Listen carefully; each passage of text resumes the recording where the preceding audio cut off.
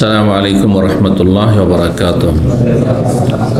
इन्नल हम्दुलिल्लाह नहमदुहु व नस्तईनुहु व नस्तगफिरुहु व नऊज़ु बिल्लाहि मिन शुरूरि अनफुसिना व मिन सय्यिआति अअमालिना। मन यहदिहिल्लाहु फला मुदिल्ल लहु व मन युद्लिल फला हादिय लहु। व अशहदु अन ला इलाहा इल्लल्लाहु वहदहु ला शरीका लहु व अशहदु अन्न मुहम्मदन अब्दुहु व रसूलुहु सल्लल्लाहु तआला अलैहि व अला आलिहि व सहबिहि व सल्लम तस्लीमन कसीरा। अम्मा बाद फ़क़द क़ाल इमाम अल-बुख़ारी रहमहुल्लाहु तआला बाबु अमालिल मरअति फ़ी बैति ज़ौजिहा।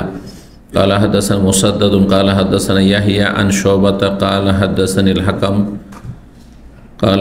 अल-हकम अन इब्न अबी लैला क़ाल हदसना अली अन्न फ़ातिमा रज़ियल्लाहु तआला अन्हा अतत नबी सल्लल्लाहु अलैहि वसल्लम तशकू इलैहि मा तल्क़ा फ़ी यदिहा मिनर राहा। अल हदीस। सम्मानित भातृमंडলী, আল্লাহ রাব্বুল আলামিনের প্রশংসা এবং প্রিয় নবী সাল্লাল্লাহু আলাইহি সাল্লামের উপর সালাত ও সালামের পর আজ মঙ্গলবার 11 সফর 1447 হিজরি মোতাবেক 5 আগস্ট 2025 আমাদের ধারাবাহিক আলোচনা সহিহুল বুখারীর ভরণ পোষণ পর্ব নম্বর 3। ইমাম বুখারীর এই পর্বের অধ্যায় নম্বর 6। বিষয়বস্তু বলছেন বাবু আমালিল মারআতি ফি বাইতি যাওজিহা। এই অধ্যায় হচ্ছে স্ত্রীর স্বামীর ঘরে কাজকর্ম করা, এটি স্ত্রীর কর্তব্য, দায়িত্ব। স্বামীর ঘরে স্ত্রীকে সংসারের ঘরের ভিতরের কাজের দায়িত্ব, ঘরের ভিতরে, ঘরের বাইরের নয়। বাইরের কাজ করবে স্বামী, রোজগার করা, উপার্জন করা, খাওয়া দাওয়া ব্যবস্থা নিয়ে এসে দেওয়া, বাইরে থেকে যা কিছু প্রয়োজন ঘরের সংসার তা নিয়ে এসে দেওয়া, সব দায়িত্ব হচ্ছে স্বামীর। আর স্ত্রীর কর্তব্য দায়িত্ব হচ্ছে ঘরের কাজ। ঘরের কাজে ঘর পরিষ্কার পরিচ্ছন্ন রাখা, কাপড় চোপড় পরিষ্কার পরিচ্ছন্ন রাখা। ঘরের কাজ হচ্ছে আপনার খাওয়ার দাওয়ার ব্যবস্থা করা ইত্যাদি। ঘরের কাজ হচ্ছে ছেলে মেয়েদের পরিচর্যা, ছেলে মেয়েদের প্রতিপালন, মানুষ করা। এগুলি হচ্ছে স্ত্রীর কাজ। এটা হচ্ছে শরীয়তের সঠিক মাসআলা বা ফতোয়া। যদি কেউ বলে যে না, এসব দায়িত্ব নেই, কেউ কেউ এরকম বলে যে না, স্ত্রীর ফরজ না যে পাকশা করে স্বামীকে খাওয়াইতে হবে, হ্যাঁ 50-50। অনেক মহিলারা আছে অপেক্ষা করে স্বামী কখন বাইরে থেকে আসবে, তারপরে দুইজন মিলে কিচেনের কাজ শুরু করবে। জানেন তো এরকম? জি, এরকমটা শুরু করেছে অনেকেই, এবং মনে করে, স্ত্রী মনে করে যে এটি তার ন্যায্য অধিকার যে তার স্বামীকে কিচেনের কাজ করিয়ে নেবে। এটা ভুল ধারণা। ওরা কিছু যুক্তি পেশ করে। জি, যুক্তি পেশ করে। কি যুক্তি পেশ করে? হ্যাঁ, যে স্ত্রীকে স্বামী ভোগ করছে, স্ত্রীকে স্বামী ভোগ করছে। তো সুতরাং যখন স্বামী স্ত্রীকে ভোগ করছে, তাহলে তার দায়িত্ব হচ্ছে ভরণ পোষণ দেওয়া, তার দায়িত্ব হচ্ছে ভরণ পোষণ দেওয়া। আর স্ত্রীর দায়িত্ব শেষ, সেটা হচ্ছে সে স্বামীর ভোগের বস্তু, স্বামী সম্ভোগ করছে। এই যুক্তি ঠিক না? এর উত্তর আছে আপনাদের কাছে? হ্যাঁ, যদি বলে যে স্বামী ভোগ করেছে স্ত্রীকে, এর উত্তর আছে আপনাদের কাছে? কিসের বিনিময়ে? বলছে মোহর, ওই একবার একটু মোহর দিয়ে দিয়ে ব্যাস সারা জীবন ভোগ না, প্রতিদিনের। বলছে প্রতিদিনের যে খাওয়া খরচ ইত্যাদি ভরণ পোষণের দায়িত্ব স্ত্রীর বহন করছে স্বামী, তার বিনিময়ে স্ত্রীকে কি করছে? ভোগ করছে। এটা হলো তাদের যুক্তি। এই যুক্তির উত্তর কি? যদি উত্তর না দিতে পারেন, তাহলে অতিরিক্ত স্ত্রীকে কাজ দেওয়া যাবে না। আপনি স্ত্রীকে ভোগ করছেন, সুতরাং তার খরচ দিচ্ছেন।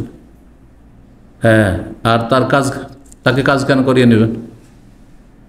কথা বোঝা গেছে? একটা জিনিস একটা জিনিসের বিনিময়। বুঝতে পারছেন না? পারছেন না? উত্তর আছে কিছু?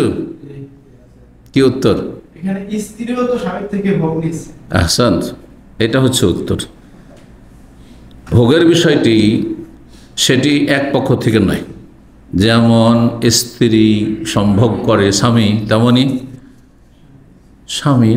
স্বামীকে ভোগ করে স্ত্রী, করে না? যেই স্বাদ পায় স্বামী স্ত্রী থেকে, সেই স্বাদ তো স্ত্রীও পায় স্বামী থেকে, পায় না? ইস্তেমতা যেটা শরীয়তের পরিভাষা, সেটা হচ্ছে সম্ভোগ, সেটা উভয় পক্ষ থেকে হয়ে থাকে, উভয় পক্ষ থেকে হয়ে থাকে। তো সুতরাং সমান সমান হয়ে গেল এই বিষয়টি। তাহলে পুরুষ অতিরিক্ত যে খরচ খরচার দায়িত্ব নেবে, যে সমস্ত খরচ খরচা বহন করতে হবে কাকে? পুরুষকে। এই যে খরচ খরচা বহন করলো, এর বিনিময়ে স্ত্রী থেকে কী পাবে? স্ত্রী পাবে যে আমি বাইরের কাজ করে দিচ্ছি, সংসারে যা খরচ লাগবে তা ম্যানেজ করে দিচ্ছি, সুতরাং তোমাকে ঘরের ভিতরে কাজ করতে হবে। বুঝতে পেরেছেন? যেমন স্বামীর ওপরে ফরজ ভরণ পোষণের দায়িত্ব, এটা ফরজ কর্তব্য, ঠিক তেমনি স্ত্রীর দায়িত্ব হচ্ছে আমালুহা ফি বাইতি যাওজিহা, স্বামীর বাড়িতে কাজ করা। কিন্তু কাজ যেমন বললাম এই কাজগুলিতে সীমিত। পাক শাক করবে কার জন্য? স্বামীর জন্য, ছেলে মেয়েদের জন্য, আর এর বেশি স্বামীর বাবা মায়ের জন্য।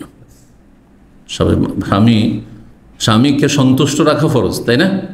আর স্বামী যদি সামান্যতম দিনদারি আল্লাহ ভীরুতা থাকে, কখনো সন্তুষ্ট হইতে পারবে না তার বাপ মাকে খেতে না দিলে। একে খাবে যে তোমার খাবার তৈরি করে, তোমার বাবা আমার খাবার তৈরি আমি করতে পারো, তুমি তৈরি করো, খাবে? সম্ভব নয় সেটা। একেবারে অসৎ লোক যদি এই কাজ করে, তাহলে যারা বাবা মাকে সাথে রাখতে পারেন না বা খাওয়াইতে পারেন না, পৃথক করে দেয় বা পৃথক হয়ে যায়, তারা ভালো মানুষ নয়। অথচ তাদের দেখার ব্যবস্থা নেই। বাবা মাই যদি আলাদা করে দেয় সেটা ভিন্ন বিষয়, হয়তো ঝগড়া হচ্ছে, দ্বন্দ্ব হচ্ছে, ঝামেলা হচ্ছে, চলো তোমাদেরকে আলাদা করে দিলাম, এই অধিকার বাবা মায়ের আছে বড় হওয়ার। কিন্তু বাপ মাকে আপনি আলাদা করে দেবেন বা আপনি আলাদা হয়ে যাবেন, যে সারা জীবন আপনাকে খাওয়িয়ে মানুষ করলো, প্রতিপালন করলো, পরিচর্যা করলো, আর মাকে বলছেন তুমি 60 বছর 70 বছর 80 বছর বয়সেও পাক শাক করে সারা জীবন খাও। কোন মানবতা হইল এটি? জি। তো এই জন্য আমি বলি, বা ওলামা ইকরামরা বলে থাকেন যে স্বামীর বাপ মাকে খাওয়াইতে হবে, কিন্তু স্বামীর ভাইদের, সাবালক ভাইদেরকে অথবা নাবালক আছে তো তার সহযোগিতার ব্যবস্থা করতে হবে। পয়সা থাকলে কাজের মেয়ে দিতে হবে, সহযোগিতা করতে হবে। তারপরে স্বামীর বোনেরা রয়েছে, সাবালিকা কাজ করবে না সংসারে, সব পাকশাক করবে একটা বউ, আর সব এরা বড়লোক করে বাড়িতে বসে, এটা জায়েজ নাই। এগুলো জুলম অত্যাচার আমাদের সমাজে হচ্ছে। জি। তো যেমনটা বললাম যে স্ত্রী স্বামীর বাড়িতে ঘরের সংসারের ভিতরের কাজ করবে, বাইরের কাজের স্বামী যদি অনুমতি দেয় তাহলে করতে পারবে, অর্থাৎ চাকরি করা স্বামীর বিনা অনুমতিতে করতে পারবে না। অথবা বিবাহের সময় যদি চুক্তি করে নিয়ে থাকি, আর সেই চুক্তিতে যদি একমত হয়ে থাকে যে আমি চাকরি করব, বিয়ে ইচ্ছা হইলে করো, না হয় না করো, বিয়ে বসো না হয় না বসো, আর আপনি তখন এগ্রি হয়ে বসেছেন যে ঠিক আছে অসুবিধা নেই, আপত্তি নেই, চাকরি করো, তাহলে চাকরি করতে দিতে হবে। জি, যতক্ষণ পর্যন্ত প্রকাশ্যে কোনো পাপ না দেখছেন। জি। বাবু আমালিল মারআতি ফি বাইতি যাওজ, এই অধ্যায় হচ্ছে স্ত্রীর কাজকর্ম করা ফি বাইতি যাওজা, স্বামীর ঘরে। কি ধরনের কাজগুলি করবেন এখানে হাদিস আসছে। সবচাইতে শ্রেষ্ঠ পরিবার রাসূলুল্লাহ সাল্লাল্লাহু আলাইহি সাল্লামের পরে রাসূলুল্লাহ সাল্লাল্লাহু আলাইহি সাল্লামের মেয়েদের পরিবার, ফাতেমা রাদিয়াল্লাহু তাআলা আনহা আলীর পরিবার, সেই পরিবারে কি ধরনের কাজ স্ত্রী স্বামীর ঘরে করত। 5361 নম্বর হাদিস বর্ণনা করছেন প্রখ্যাত তাবি ইবনে আবি লাইলা আব্দুর রহমান ইবনে আবি লাইলা। তিনি বলছেন হাদাসানা আলীউন, আমাদেরকে হাদিস বর্ণনা করেছেন আলী রাদিয়াল্লাহু তাআলা আনহু, আন্না ফাতেমাতা রাদিয়াল্লাহু তাআলা আনহা, রাদিয়াল্লাহু আনহা বলে ভালো। কোন যারা কপি করেছেন এই সহিহ বুখারীর, তাদেরকে নুসাখ বলা হয়। যারা এই নুসখা কপি তৈরি করেছেন, মানে পাণ্ডুলিপি লিখেছেন, তারা আলাইহিস সালাম লিখেছেন। নবী সাল্লাল্লাহু আলাইহি সাল্লামের পরিবারের সদস্যদের ক্ষেত্রে আলাইহিস সালাম, পুরুষদের ক্ষেত্রে, মেয়েদের ক্ষেত্রে আলাইহিস সালাম, এই ব্যবহার জায়েজ কি না, এটা বেদাতীদের লক্ষণ, শিয়া রাফিজদের লক্ষণ। শুধু নবী পরিবারের সদস্যদের ক্ষেত্রে আলাইহিস সালাম বা আলী আলাইহিস সালাম, হাসান আলাইহিস সালাম, হুসেন আলাইহিস সালাম, বোঝা গেছে, ফাতেমা আলাইহিস সালাম, এটি বেদাতীদের লক্ষণ। শিয়া রাফিজি বেদাতীত, জঘন্য বেদাত তাদের। এই বেদাতীদের লক্ষণ। সুতরাং এটা থেকে বেঁচে থাকা উচিত। আম্বিয়া রসুলগণ ছাড়া অন্য কারো ক্ষেত্রে সালাত সালাম শব্দগুলি ব্যবহার করা যাবে কিনা, এটি আরেকটি মাসলা। এই মাসলা যখন আসলে সামনে তো একটু আলোচনা করে দেওয়া ভালো হবে, কারণ এখানে আলাইহিস সালাম নুসখায় কপিতে আছে। এই ক্ষেত্রে ওলামারা বলেছেন যে সালাত এবং সালাম সালাফে সালেহিনদের যুগ থেকে চলে আসছে, নবী রসুলগণের ক্ষেত্রে প্রয়োগ।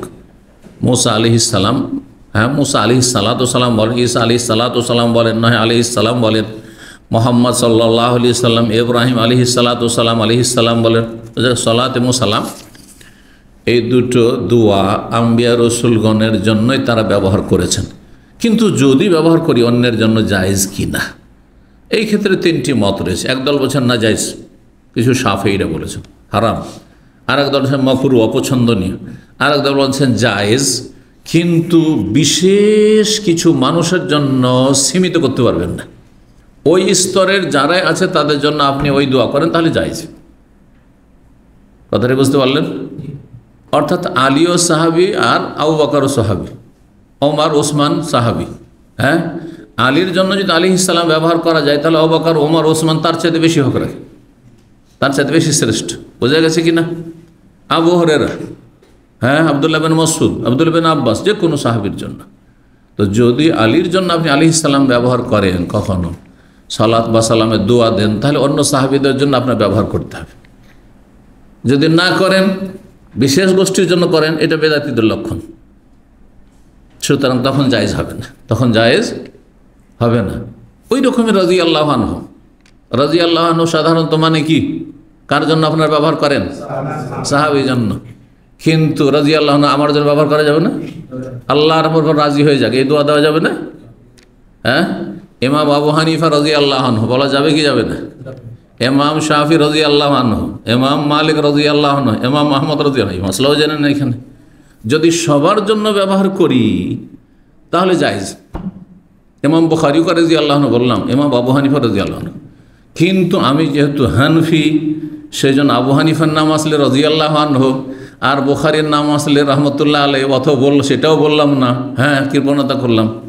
কেউ শাফি, সেই জন্য শাফি রাদিয়াল্লাহু আনহু, কেউ হাম্বলি, সেই জন্য ইমাম আহমদ বিন হাম্বল রাদিয়াল্লাহু আনহু, যেমন অনেকে করেছে এরকম, তখন জায়েজ নয়। আপনি এটা কেন করলেন? তা তো সমান স্তরের। দেখেন আরবদের মধ্যে একটি দোয়া আছে কাউকে খুশি করার জন্য, হ্যাঁ, কারো কাছ থেকে কোনো কিছু হাসিলের জন্য, আল্লাহ ইয়ারজা আলাইক, আছে না নেই? আল্লাহ ইয়ারজা আলাইকা রাদিয়াল্লাহু আনহু, মানে কোনো পার্থক্য আছে নাকি? রাদিয়াল্লাহু আনহু, রাজিয়া ফেল আগে, হ্যাঁ, ক্রিয়া আগে, আর তারপরে আল্লাহ আসলো ফাইল, কর্তা। বোঝা গেছে? আর আল্লাহ ইয়ারজা আনকা, আল্লাহ আগে আসলো, তারপর ইয়ারজা আনকা, একই অর্থ তো। আল্লাহ ইয়ারজা আলাইক বা আল্লাহ ইয়ারজা আনকা, আল্লাহ আপনার রাজি হয়ে যাক। এই দোয়া মাসরিরা খুব বেশি ব্যবহার করে, শরীরা খুবই বেশি ব্যবহার করে। আপনার আমার ফাসেক ফাজের অনেক বেনমাজি করল, আল্লাহ ইয়ারজা আলাইক, দুটো পয়সা ধার কর্জা নেওয়ার জন্য অথবা বেতন হাসিলের জন্য, আল্লাহ ইয়ারজা আলাইক। সেটা যদি জায়েজ হয় তো কেন জায়েজ হবে না আমার জন্য? হাফেজাহুল্লাহ, জরুরি নয় যে হাফেজাহুল্লাহ, এটা বোঝার জন্য যে হাফেজাহুল্লাহ বেঁচে আছেন, সুতরাং হাফেজাহুল্লাহ, মারা গেলে রাহিমাহুল্লাহ, আর রাহিমাহুল্লাহ নাম রাদিয়াল্লাহু আনহু যদি বলে, তাও জায়েজ। আল্লাহ তারপর রাজি হয়ে যাবে। আল্লাহ কোরআনের রাজির ক্ষেত্রে বলেছেন, শুধু সাহাবায়ে কেরামদের কথা নয়, সূরা তাওবার আয়াত নম্বর 100-তে সাহাবায়ে কেরাম, মুহাজির, আনসার, ওয়াল্লাযীনা তাবাউহুম বিইহসান, আর যারা তাদের অনুসরণ করবে নিষ্ঠার সাথে কিয়ামত পর্যন্ত, যারা সাহাবায়ে কেরামদের তরিকার অনুসারী, হ্যাঁ, কোরআন সুন্নাহর অনুসারী, খাঁটি ইসলামের অনুসারী, সালাফে সালেহিনের অনুসারী, কোরআন হাদিসের অনুসারী, আল্লাহ রাদিয়াল্লাহু আনহু, রাদিয়াল্লাহু আনহুম ওয়া রাদু আনহু, আল্লাহ তাদের রাজি, আর তারাও আল্লাহ রাজি হয়ে যাবে, আল্লাহ নিয়ামত পেয়ে, জান্নাত পেয়ে। তাহলে আল্লাহই তো বলেছেন। বোঝা গেছে কিনা? কিন্তু স্বজন প্রীতি করলে হবে না। এটা আমাদের দেশীয় হুজুর, সেই জন্য রাদিয়াল্লাহু আনহু, আর এটা বাইরের হুজুর, হ্যাঁ, সুতরাং রাদিয়াল্লাহু আনহু নয়। এটা আমার মযহাবের, আমার পীর, সুতরাং রাদিয়াল্লাহু আনহু, আর এটা আমাদের পীর নয়, সুতরাং রাদিয়াল্লাহু আনহু না, এইটা জায়েজ না। বুঝছেন না? ঠিক ওই রকমই বিষয়টি আলাইহিস সালাম, আলাইহিস সালাতুস সালাম জায়েজ যারা বলছেন, তারাও শর্ত লাগিয়েছেন যে ব্যবহার করলে ওই স্তরের সবার জন্য ব্যবহার করতে হবে। সাহাবীদের জন্য কোন একজন সাহাবীর আলীর বললে আপনি উসমানের জন্য বলেন। এইরকম আমাদের দেশে আলীর নাম আসলে আরেকটি দোয়া দেওয়া অভ্যাস আছে, কাররামাল্লাহ ওয়াজহাহু, শুনে যান কেউ? অনেক জাতে লেখা থাকে কয়েক আর কা বিশ্বকর, হ্যাঁ, কাররামাল্লাহ ওয়াজহাহু, আল্লাহ তার চেহারাকে সম্মানিত করুন, শুধু তাকে খাস করা এটা জায়েজ না। আলী কাররামাল্লাহু ওয়াজহাহু তো উসমানও কাররামাল্লাহু ওয়াজহাহু বলেন, কখনো আবু বকর কাররামাল্লাহু ওয়াজহাহু বলেন, তাহলে ঠিক আছে। তো এই ছিল মাসলা, যাতে করে বিষয়টি জান। সালাত ও সালাম নবী রসুলের জন্য সালাফে সালেহিন করে ব্যবহার করেছে। কি জন্য অপছন্দনীয় অথবা জায়েজ নয়, দুটো যুক্তি তার। নবী রসুল ছাড়া অন্যদের জন্য কেন জায়েজ নয় বা মাকরুহ অপছন্দনীয়, তার দুটো দলিল। একটি হচ্ছে এটা বেদাতীদের লক্ষণ, আর আপনি বেদাতির অনুসরণ করবেন না, শিয়াদের অনুসরণ করবেন না। 2 নম্বর হচ্ছে সালাফগণ ব্যবহার করেননি, সাহাবায়ে কেরামগণ, তাবেঈন, তারা নবী সাল্লাল্লাহু আলাইহি ওয়াসাল্লামের বংশের আলী, হাসান, হোসেন, ফাতেমা, তাদের জন্য আলাইহিসসালাম ব্যবহার করেননি। বুঝলেন না?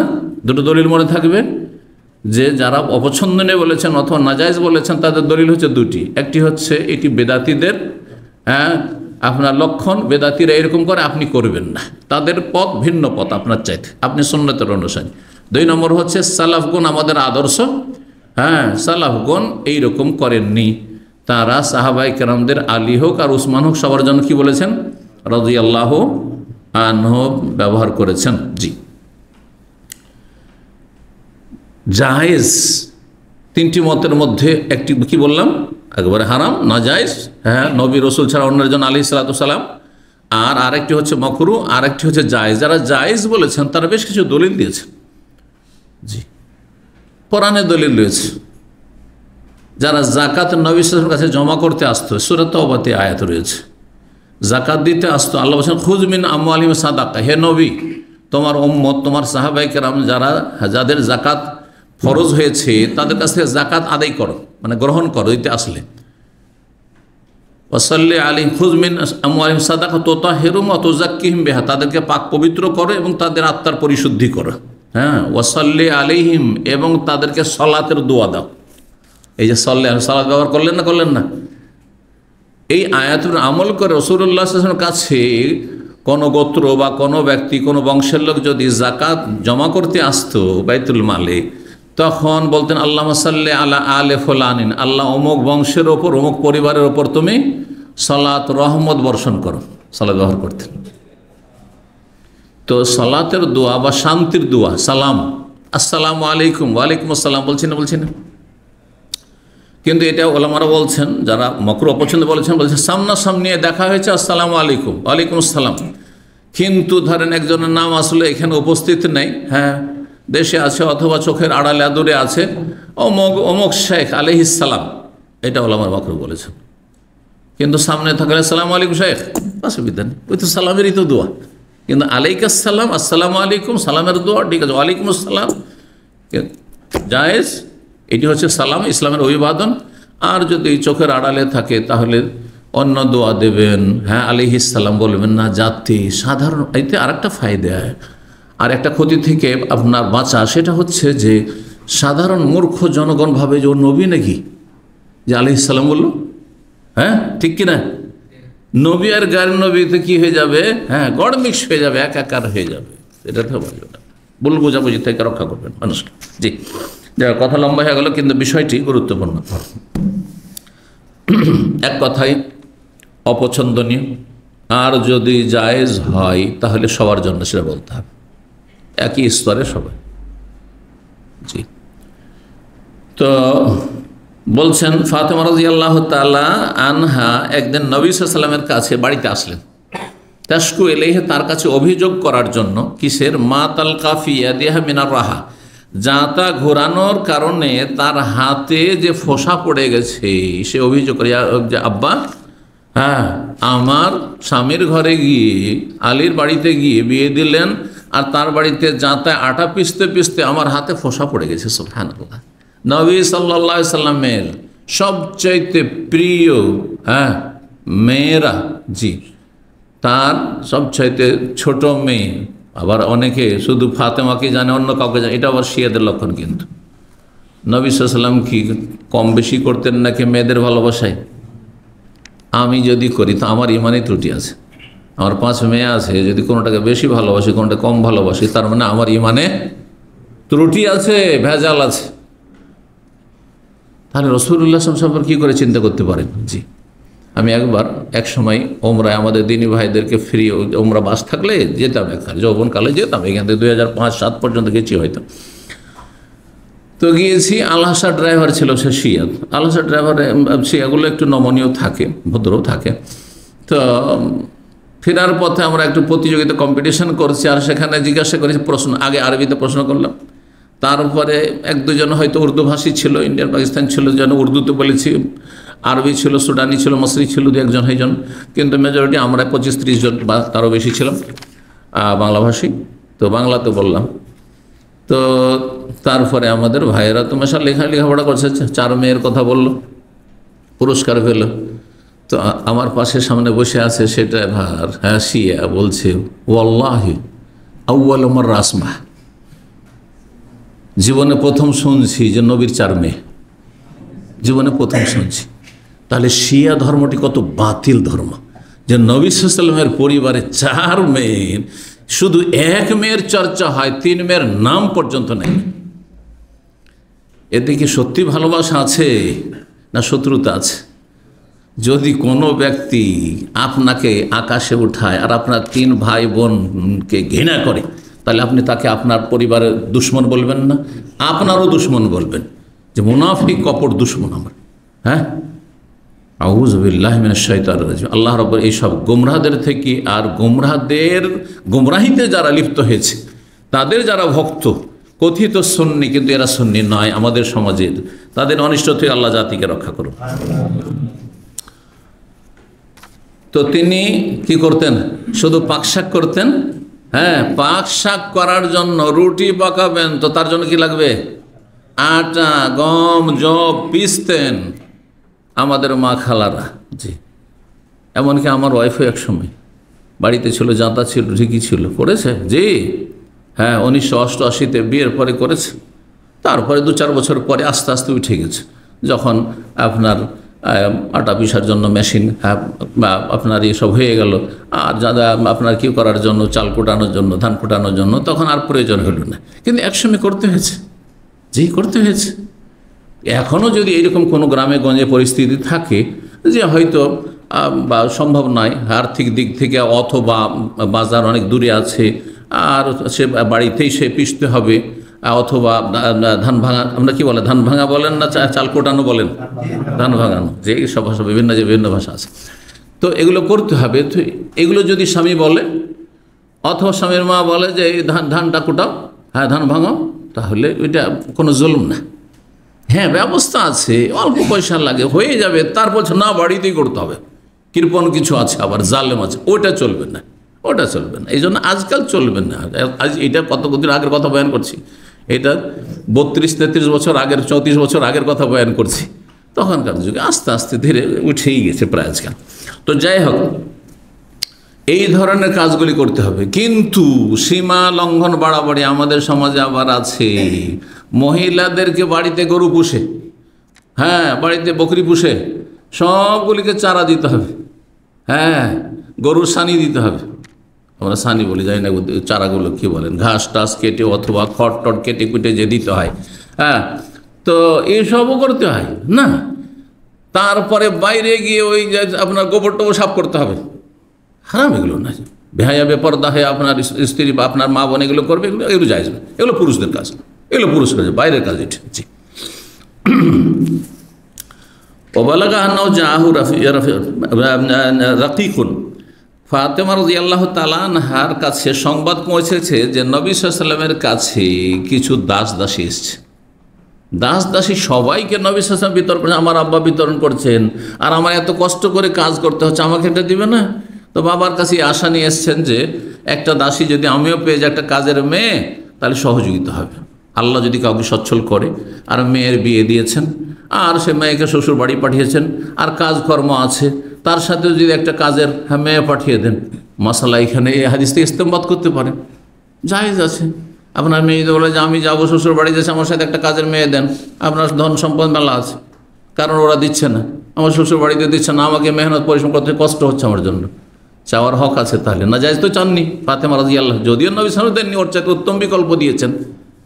কথা বলছেন না, বলছেন না? একে বলা হয় হাদিস থেকে মাসলা, ফিকহ ইস্তেমবাত, হাদিস এবং ফিকহ। জি, কিন্তু এসে ফাতেমা ফালাম তোসাদেফু, আব্বাকে পেলেন না। ফাজা কারা জালিকালি আয়েশা, আয়েশা রাদিয়াল্লাহু তাআলা আনহার বাড়িতে যেহেতু আশা করেছিলেন যে মা আয়েশার বাড়িতে আছে, পেলেন না, আব্বা বাইরে গেছেন। বললেন আয়েশা রাদিয়াল্লাহু তাআলা আনহাকে যে আব্বা আসলে এই কথাটি বললেন যে আমি একটা কিসের জন্য এসেছিলাম, দাসীর জন্য এসেছিলাম, কারণ আমার কষ্ট হচ্ছে। ফালাম্মা যা, যখন আসলেন না বাড়িতে, আখবারাত আয়েশা, মা আয়েশা জানালেন। কালা, তখন রাসূলুল্লাহ সাল্লাল্লাহু আলাইহি ওয়াসাল্লাম সারাদিন ব্যস্ততার আসতে পারেননি, সন্ধ্যাবেলা রাত হয়ে গেছে, এশা পরে মেয়ের ঘরে এসছেন, জামের ঘরে এসছেন। তাহলে বোঝা গেল জামাইয়ের বাড়িতে রাত্রে যাওয়া যাবে। এমনকি জামাই মেয়ে শুয়ে গেছে, তারপরে যদি ঘুমিয়ে না গিয়ে থাকে, অথবা মনে করেন যেন জরুরি এখন যেতে হবে, আমার কোনো কথা যেতে পারে, এই মশলা ইস্তেমাথায়।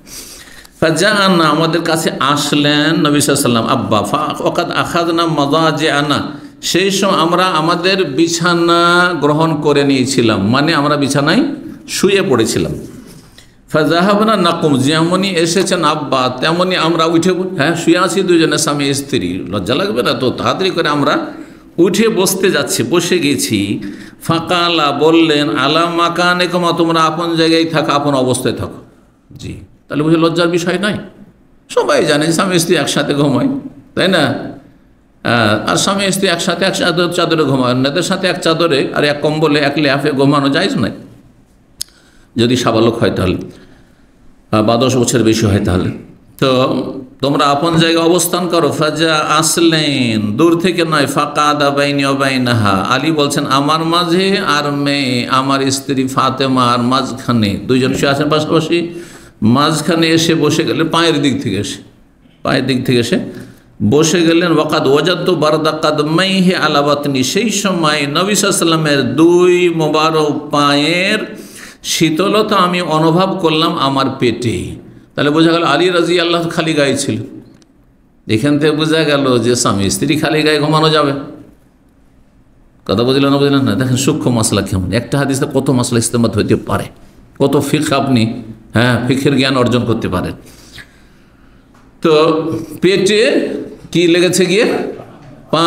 তো পা, কারো যদি হাত পা গায়ে লাগে তো হয় গরম লাগবে না ঠান্ডা লাগবে, যদি গরম থাকে তো গরম লাগবে, ঠান্ডা থাকলে ঠান্ডা লাগবে। অনেক সময়ের সাথে মোসাফা করে, এই যে ঠান্ডা হয়ে গেছে, ও শেখ আপনার হাতে এত ঠান্ডা, আবার কারো এত গরম থাকে। কালকে দুইজন মোসাফা করেছে, মনে হচ্ছে দুইজনকে বলেছে জ্বর হয়েছে নাকি, এত গরম হয়ে আছে, এত গরম হয়েছে শরীর। ফাকালা, বললেন আলা আদুল্লুকুমা আলা খাইরি মিম্মা সাআলতুমা, তোমাদেরকে কি বলে দেব না এমন একটি বিষয় যা তোমরা চেয়েছো তার চাইতে অনেক অনেক উৎকৃষ্ট, অনেক ভালো। তোমরা একটি কাজের মেয়ে চেয়েছো, একটা খাদেম চেয়েছো বা খাদেমা চেয়েছো, তার চাইতে অনেক ভালো সেটি, এটা তোমাদের শিখে দেব না। সেটা হচ্ছে কি, এজা আখাযতু মাদাজিআকুমা, তখন তারা বলেছেন, সংক্ষেপ করা হয়েছে যে হ্যাঁ শিখিয়ে দেন। তখন নবী সাল্লাল্লাহু আলাইহি সাল্লাম বললেন, তোমরা যখন বিছানায় আসবে, মানে ঘুমাইতে, আওয়াইতুকুম ইলা ফিরাশিকুম, তোমাদের বিছানায় যখন আশ্রয় নেবে মানে ঘুমাতে আসবে, ফাসাব্বিহা সালাসা ওয়া সালাসিন, 33 বার সুবহানাল্লাহ বলবে, ওয়া হামাদা সালাসা ওয়া সালাসিন, 33 বার আলহামদুলিল্লাহ বলবে, ওয়া কাব্বিরা আরবা ওয়া সালাসিন, দুইজনেই 34 বার করে আল্লাহু আকবার বলবে। কতবার হয়ে গেল? 100 বার। ফাহুয়া খায়রুল লাকুম মিন খাদেম, এটি তোমাদের জন্য খাদেম। খাদেম নরকেও বলা হয়, নারীকে বলা হয়। খাদেম থেকে বুঝবেন না যে এটা পুরুষলিঙ্গ, সুতরাং চাকর চেয়েছিলেন। খাদেম মানে কাজের ছেলে অথবা মেয়ে, কাজের ছেলে অথবা মেয়ে। যেমন হায়েজ, ঋতুবতী মহিলাকে হায়েজা, গোলতা দিয়ে বলতে হবে জরুরি নয়, হায়েজ। জি, হায়েজ মানে ঋতুবতী। ঋতু হয় কার? মহিলা ঋতু হয়, পুরুষের হয়। আর ওখানে হায়েজ ব্যবহার করা হয়েছে, মুজাক্কারের শব্দ ব্যবহার করা হয়েছে। জি, ফাহুয়া খায়রুল লাকুম, সেটি তোমাদের জন্য উৎকৃষ্ট হবে কাজের ছেলে বা মেয়ের চাইতে, দাস দাসীর চাইতে উত্তম হচ্ছে কি করা? জিকির আজকার। এটা কেমন ভাবে? হাতে ফোসা পড়েছে, কাজের সহযোগিতার জন্য লোক চাই, আর বলছে জিকির আজকার করো। আজকাল যদি বলা হয় কাউকে বলছে কী বলছে আল্লাহ পরকালে কি কম, সেই জন্য, তাই না? দেখেন, মানুষ যখন আল্লাহর জিকির আজকার করে তখন মানসিক শক্তি মজবুত হয়, শারীরিক শক্তি মজবুত হয়, মনোবল বৃদ্ধি হয়, যার ফলে সেটা এক দুটো চারটা কাজের মেয়ে কাজের ছেলের চাইতে বেশি শক্তি যোগান দেয় আপনার শরীরে। জি, অনেকেই বয়স হয়ে গেছে, 60-70 বয়স হয়ে গেছে, এখনো যুবকদের মতো দেখবি চলাফেরা করছেন, হ্যাঁ, সিঁড়িতে উঠছেন, চলছেন, হ্যাঁ, সমস্ত মেহনত করছেন, কোনো ক্লান্তি নেই, হ্যাঁ, আলহামদুলিল্লাহ, খুব আরামে, আলহামদুলিল্লাহ। কিন্তু অনেকে এমন আছেন শারীরিক দিক থেকে দুর্বল, যার ফলে শরীর যখন দুর্বল, বিভিন্ন রোগ, তখন রোগে জর্জরিত, তখন মানসিক দিয়ে এত ভেঙে পড়েছে যে ও 25 বছরে হার্ট অ্যাটাক করে মরছে, বুঝছেন? রোগের শেষ নেই, নানান রোগ, বুঝছেন না? তো মানসিক দিক থেকে শক্তিশালী হওয়া আর শারীরিক দিক থেকে শক্তিশালী, শুধু মানসিক দিক থেকে নয়, এগুলি শক্তিশালী করে আল্লাহর জিকির। আল্লাহ বিযিকরিল্লাহ তাতমাইন্নুল কুলুব। যখন মানুষ যখন আল্লাহর জিকির আজকাল খুব বেশি করে, আল্লাহ যখন খুব বেশি ডাকে, তখন আর কোনো কিছু বলে ভয় থাকে না, কোনো কিছু ভয় থাকে না, আল্লাহ ছাড়া কারো ভয় থাকে না। কারণ একসময় তো মরতে হবে, একসময় তো মরতে হবে। জি, এই জন্য সুখে থাকলেও আলহামদুলিল্লাহ অহংকার আসে না, আর দুঃখে থাকলে কোনো হা হতাশ হয় না, কোনো আফসোস হয় না, আলহামদুলিল্লাহ ভালো আছে, বুঝতে পেরেছেন? কিন্তু ভালো থেকেও সামান্য একটু কষ্ট হইলে কেমন আছেন ভাই, বলছে আর বলিয়েন না ভাই, মাথার ব্যথায় থাকতে পারেন, আরে কত রোগে জর্জরিত, তবু আলহামদুলিল্লাহ ভালো আছি, হাই বলছে মাথার ব্যথায়, নাউজুবিল্লাহ। বুঝতে পারছেন? কারণ আপনি ঈমান দুর্বল, আপনার জিকির আজকার নেই, আল্লাহর সাথে সম্পৃক্ততা আপনার দুর্বল। জি, আল্লাহ যেন বুঝার তৌফিক দান করেন। 7 নম্বর অধ্যায়, বাবু খাদেমেল মারআতি। এই অধ্যায় হচ্ছে স্ত্রীর জন্য কাজের ছেলে মেয়ে রাখা কেমন। কাজের মেয়ে রাখতে তো কোনো অসুবিধা নেই, আর কাজের ছেলেও যদি রাখেন বাড়িতে তো পর্দার বাইরে রাখতে হবে, ঘরের বাইরে রাখতে হবে, বাইরের কাজগুলি তো সহযোগিতা করবে, অথবা এমন সময় কাজ করে দেবে যেই সময় আপনার স্ত্রী বা মহিলা ভিতরে পর্দার মধ্যে থাকবে, অসুবিধা নেই। যে বাড়িখানকে সাপটাপ করে দিয়ে চলে গেল, কোনো পুরুষই করে গেল, সেই সময় আগে জানালো, আর তারপরে তখন এসে ঘর সাফ করতে, কিন্তু সেখানে ফিতনার আশঙ্কা যেন না থাকে। শর্ত হচ্ছে ফিতনার আশঙ্কা যেন না থাকে। আজকাল ফিতনার আশঙ্কা বেশি, সুতরাং মহিলার কাজের ক্ষেত্রে মহিলা কাজের মেয়ে রাখবে, আর পুরুষের সহযোগিতার ক্ষেত্রে কাজের ছেলে রাখবে। জি, 5362 নম্বর হাদিস বর্ণনা করেছেন সেই আগের হাদিসটি। আলী ইবনে আবি তালিব রাদিয়াল্লাহু আনহা ফাতেমা রাদিয়াল্লাহু আনহা আতাত ইলা নবী সাল্লাল্লাহু আলাইহি ওয়াসাল্লাম কাছে আসলেন, তাসালু খাদেমান, কাজের মেয়ে চাওয়ার জন্য। ফাকালা আলা উখবিরুকা মা হুয়া খায়রুন লাকা মিনহু, তোমাদেরকে বলে দেব নাকি যা এর চাইতে ভালো হবে। দেখেন এখানে সংক্ষেপ করে দেওয়া আছে, বাড়িতে পাইনি ইত্যাদি, এগুলো সব সংক্ষেপ হয়ে গেছে। আর নবী সাল্লাল্লাহু আলাইহি ওয়াসাল্লাম তার বাড়িতে গেলেন, তারপরে এই অবস্থায় দেখা হইলো, তারপরে বললেন, এগুলো সব সংক্ষেপ। কি সেটি? তুসাব্বিহিন আলা ইনদা মানামিকি, যখন ঘুমাবে মেয়েকে বলছেন ফাতেমাকে, তুমি যখন ঘুমাতে যাবে তার পূর্বে আল্লাহর তসবিহ করবে, সুবহানাল্লাহ বলবে 33 বার, তাহমাদিন আল্লাহ 33 বার, আলহামদুলিল্লাহ বলবে, কত কাব্বিরিন 34 বার আল্লাহু আকবার বলবে। এটি হচ্ছে ঘুমের জিকির। কিন্তু সালাতের পরের জিকিরে যেটি প্রসিদ্ধ হাদিস, তাতে 33 আর তামামুল মিয়া 100 পুরা করবেন কালেমায়ে তাওহীদ দিয়ে। যদিও একটি হাদিস আছে অপ্রসিদ্ধ, যে নামাজের পরেও কেউ যদি 33 পড়ে 34 পড়ে আল্লাহু আকবার, তো সেটিও জায়েজ বা সুন্নাহ।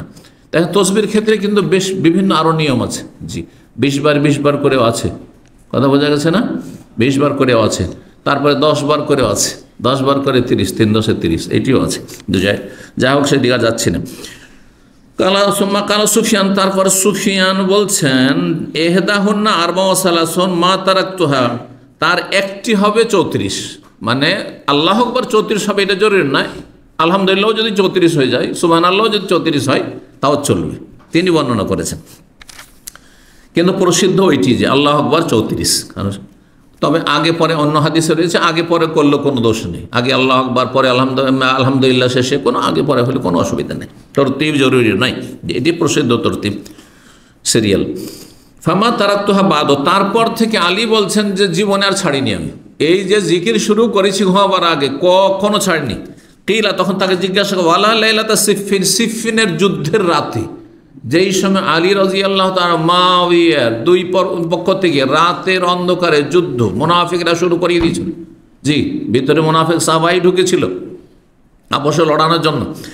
এই যুদ্ধের দিনে, যুদ্ধের রাতেও আপনি ছাড়েননি, সেই দিনও আপনি পড়েছেন।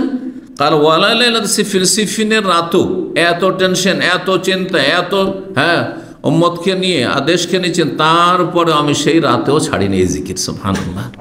এই জন্য যে কোনো মুহূর্তে সফরে থাকেন, বাড়িতে থাকেন, সুখে থাকেন, অসুখ থাকেন, আর যাই অবস্থা থাকেন, আপনি এই জিকিরগুলো পড়বেন। অনেক ফায়দা রয়েছে এতে। শরীরে এনার্জি পাবেন, আপনি শরীরে এনার্জি পাবেন, মানসিক এনার্জি পাবেন, আপনি আপনার রূহ শক্তিশালী হবে।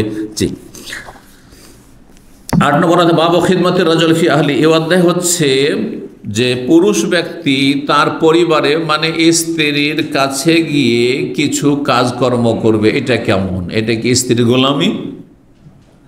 না, স্ত্রীর গোলামি না। বরং যদি আপনি ফ্রি থাকেন, অবসর থাকেন, স্ত্রীর সাথে যদি আপনি কিছু কাজ সংসারের করেন, সেটা ভালো কাজ, জরুরি নয়। কিন্তু ফ্রি আছি, ছুটিতে আছি, অথবা এখন বাসায় চলে এসেছি, আর একে একে পাকশাক করছে, চলো আমি একটু সহযোগিতা করে দিই। ভালো ভালো চরিত্র সেটি। নবী সাল্লাল্লাহু আলাইহি ওয়াসাল্লাম এটা করতেন। ঘরে থাকলে স্ত্রীর সাথে সহযোগিতা করতেন, সংসারের কাজে ব্যস্ত থাকতেন। 5363 হাদিস নম্বর বলছেন, আসওয়াদ বিন ইয়াজিদ তাবেঈ, সাআলতু আয়েশা, মা আয়েশা রাদিয়াল্লাহু তাআলা আনহাকে জিজ্ঞেস করলাম, মা কানা নবী ইয়াসনাউ ফিল বাইতে, নবী সাল্লাল্লাহু আলাইহি ওয়াসাল্লাম যখন ঘরের ভিতরে থাকতেন তখন কি করতেন?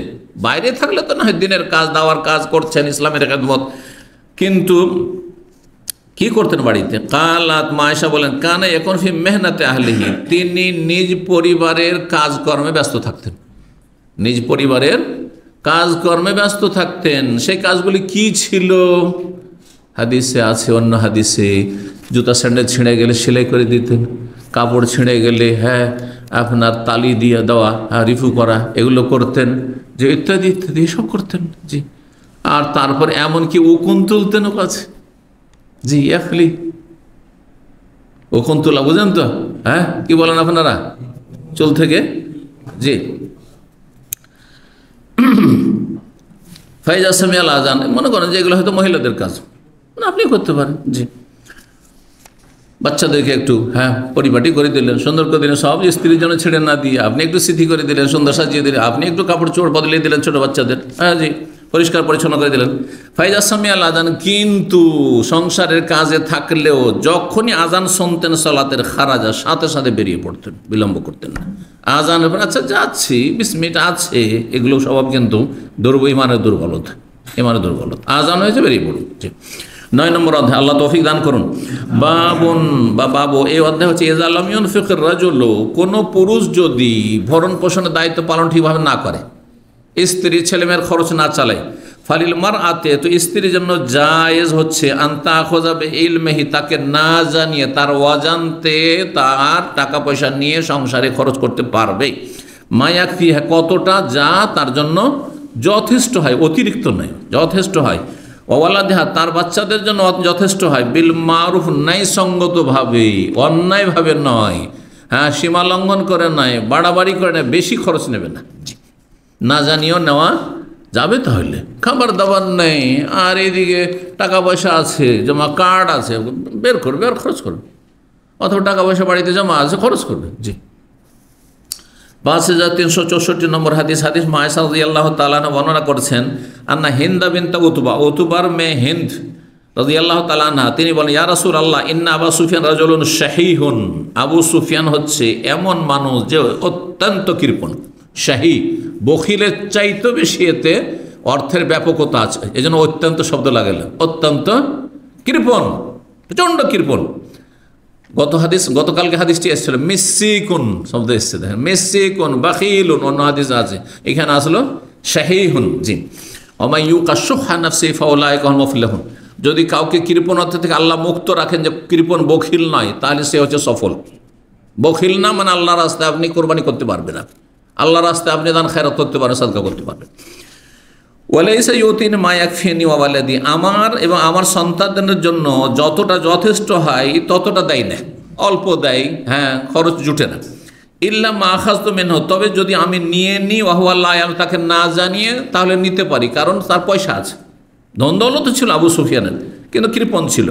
ফাকালা খুজি, বলেন হ্যাঁ নিতে পারো, মা ইয়াকফিকা, যা তোমার জন্য যথেষ্ট হবে, ওয়ালাদাকিয়া, তোমার সন্তানদের জন্য যথেষ্ট, বিল মারুফ, নাই সঙ্গতভাবে, অন্যায়ভাবে নেবে না। 10 নম্বর অধ্যায় বাবু হিফজুল মারাতি যাওজাহা ফি যাতি ইয়াদিহি ওয়ান নাফাকাত। এই অধ্যায় হচ্ছে স্ত্রী তার স্বামীর রক্ষণাবেক্ষণ করবে, ফি যাতি ইয়াদিহি মানে তার ধন সম্পদের ক্ষেত্রে, ওয়ান নাফাকাতে এবং খরচ খরচার ক্ষেত্রে একটু রক্ষণাবেক্ষণ করবে, একটু লক্ষ্য রাখবে, হেফাজত করবে। এই নয় যে টাকা পয়সা সব নিয়ে এসে তো আমাকে দিয়ে দিয়েছে, বেতনের টাকা সব তো আমার অ্যাকাউন্টে পাঠাচ্ছে, স্ত্রীর অ্যাকাউন্টে পাঠাচ্ছে, আর ইচ্ছা মতো খরচ করছে না, বরং সেটা কি করবে, হেফাজত করবে, সুরক্ষা করবে। 5365 নম্বর হাদিস বলেন আবু হুরায়রা রাদিয়াল্লাহু তাআলা আনহু, তিনি বলেন আন্না রাসূলুল্লাহ সাল্লাল্লাহু আলাইহি ওয়াসাল্লাম রাসূলুল্লাহ সাল্লাল্লাহু আলাইহি ওয়াসাল্লাম বলেছেন, খায়রুন নিসাইন, সবচাইতে উত্তম নারী হচ্ছে নেসাউন রাকিবনাল ইবলা, যারা উটের পিঠে আরোহণ করে থাকে, মানে আরব মেয়েরা। আর আরব মেয়েদের মধ্যে বিশেষ করে নেশাও কোরাইশ বংশের নারীরা, কোরাইশ বংশের মেয়েরা অন্যান্য আরবদের চাইতে বেশি ভালো, নবী সাল্লাল্লাহু আলাইহি ওয়াসাল্লাম বলছেন। ওয়াকাল আল আখার, অন্য বর্ণনাকারী বলেছেন, খায়রুন নিসাইন রাকিবনাল ইবলা সালেহু নিসাই কোরাইশ, কোরাইশ বংশের সৎ নারীরা বা নেক নারীরা, নেকবতী নারীরা। কেন? তাদের মধ্যে ভালো চরিত্র আছে, ভালো বৈশিষ্ট্য আছে। কি? আহনাহু আলা ওয়ালাদিন ফি সিগারিহি, তারা বাচ্চাদের শৈশবে বা বাল্য জীবনে অত্যন্ত বাচ্চাদের ক্ষেত্রে স্নেহময়ী, ছেলে মেয়েদের মায়া করে। যেই মা আপনার স্ত্রী যদি ছেলে মেয়েদের খুব মায়া করে, তাহলে জানবেন যে ভালো চরিত্র, এটি ভালো চরিত্র। আর বাপকে মায়া করতে হয় আর মা একেবারে নিষ্ঠুর মারধর করে, এটা ভালো না। বাপ একটু শাসন করতে পারে, কিন্তু মায়ের বেশি মায়া মমতা থাকতে হবে। কিন্তু মায়া মমতা এত বেশি নয় আবার যে সীমা লঙ্ঘন করে গিয়ে ওকে খারাপ করে দিল। অনেক মা কিন্তু খারাপ করে, এদিকে বাপ শাসন করেছে আর মা একবার ফ্রি ছেড়ে দিয়েছে, কোনো দোষ ত্রুটি করলে বাপকে জানাই না, ওতে ও বেড়ে চোর ডাকাত কখন হয়ে গেছে। জি, এমনটা যেন না হয়। ওয়ুজ কারণ মাবিয়া বলছেন আর আহু আলা জাওজ, একটা গুণ হচ্ছে যে বাচ্চাদের শৈশবে কি তারা খুব স্নেহময়ী, খুব মায়া মমতা করে।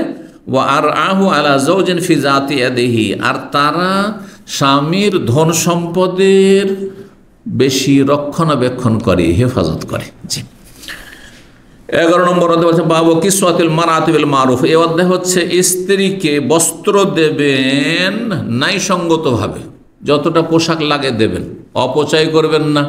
বিনা হিসাবে যখন ইচ্ছা তখন কাপড় কিনে দিয়ে দিচ্ছেন, আর এতে আপনি অপচয় করছেন, এটাও করবেন না, এটা অন্যায়, ন্যায়সঙ্গত হলো না। আর কাপড় অন্তত 2-4টা তো লাগবে, আপনি আর দিচ্ছেন একবারে নিম্নমানের, যেই কাপড়গুলি আজকাল বাজারে চলেন না, আশেপাশে কোনো মহিলা পরেন না, সে এইসব কাপড় পরে কারোর সাথে দেখা করতে লজ্জা পায়, এমন যেন না হয়। আপনার সমাজে প্রচলিত যে ধরনের কাপড় চোপড় চলে সে ধরনের কাপড় দিতে হবে। একজন কট্টরপন্থী মোল্লা ছিল আমার শ্বশুরের গ্রামে রাহিমাহুল্লাহ, বুঝছেন। তো আমাদের দেশে আজকাল এই 20-30 বছর থেকে সালোয়ার কামিজ পরা শুরু হয়েছে বাঙালি সমাজে। আগের যুগে কি ছিল? সালোয়ার কামিজ ছিল না। জীবনে আপনার মা খালা সালোয়ার কামিজ পরেছে? আরে লজ্জা পেত। কি শাড়ি এবং ব্লাউজ, কিন্তু বেহায়া শাড়ি নয়, বেহায়া ব্লাউজ না, ব্লাউজও নিচে থেকে করা যেতে পারে।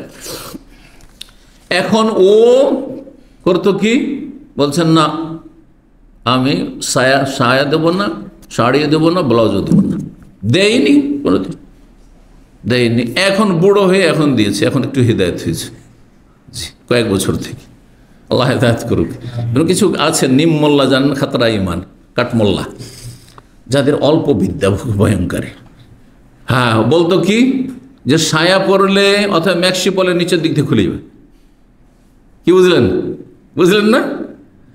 অনেক মহিলারা প্রশ্ন করে, অনেক পুরুষও প্রশ্ন করে যে সায়া আর শাড়ি পরে কি নামাজ হবে যদি নিচে আন্ডারপ্যান্ট না থাকে? এই প্রশ্ন অনেক আগে আমার কাছে এসছে। তাই বলে কেন ভাই এই প্রশ্ন কেন উঠলো আপনার? বলছে নিচের দিক থেকে যে হাওয়া খাচ্ছে। নিচের দিক থেকে, জমিনের দিক থেকে ঢাকতে হবে এমন কোনো শর্ত আছে নাকি রে ভাই? না মানুষ থেকে ঢাকতে হবে? মানুষের নজর না পড়লেই হইল, এটা বুঝে আসে না? তা আশ্চর্য, এই মশলাগুলি একসময় এসেছে আমার কাছে প্রশ্ন।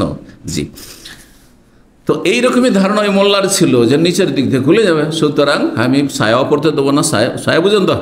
হ্যাঁ, কি বলেন? কোনো কোনো এলাকায় পেটিকোট বলে। তা সায়াকে শাড়িও পরতে দেবো না, আর ওই ম্যাক্সিও পরতে দেবেন না। কি পরে তো? সালোয়ার কামিজ পরে। তো গোটা ডিস্ট্রিক্টে কেউ খুঁজে পাওয়া যাবে না। হ্যাঁ, যারা অবিবাহিত ওইসব মেয়েরা পরে, বিবাহ হলেই তো শাড়ি ধরিয়ে দিল, আর বুড়ি মহিলাকে 50 বছরের মহিলাকে ওই পড়াচ্ছে। যাই হোক, এখন তার অসুবিধা নেই।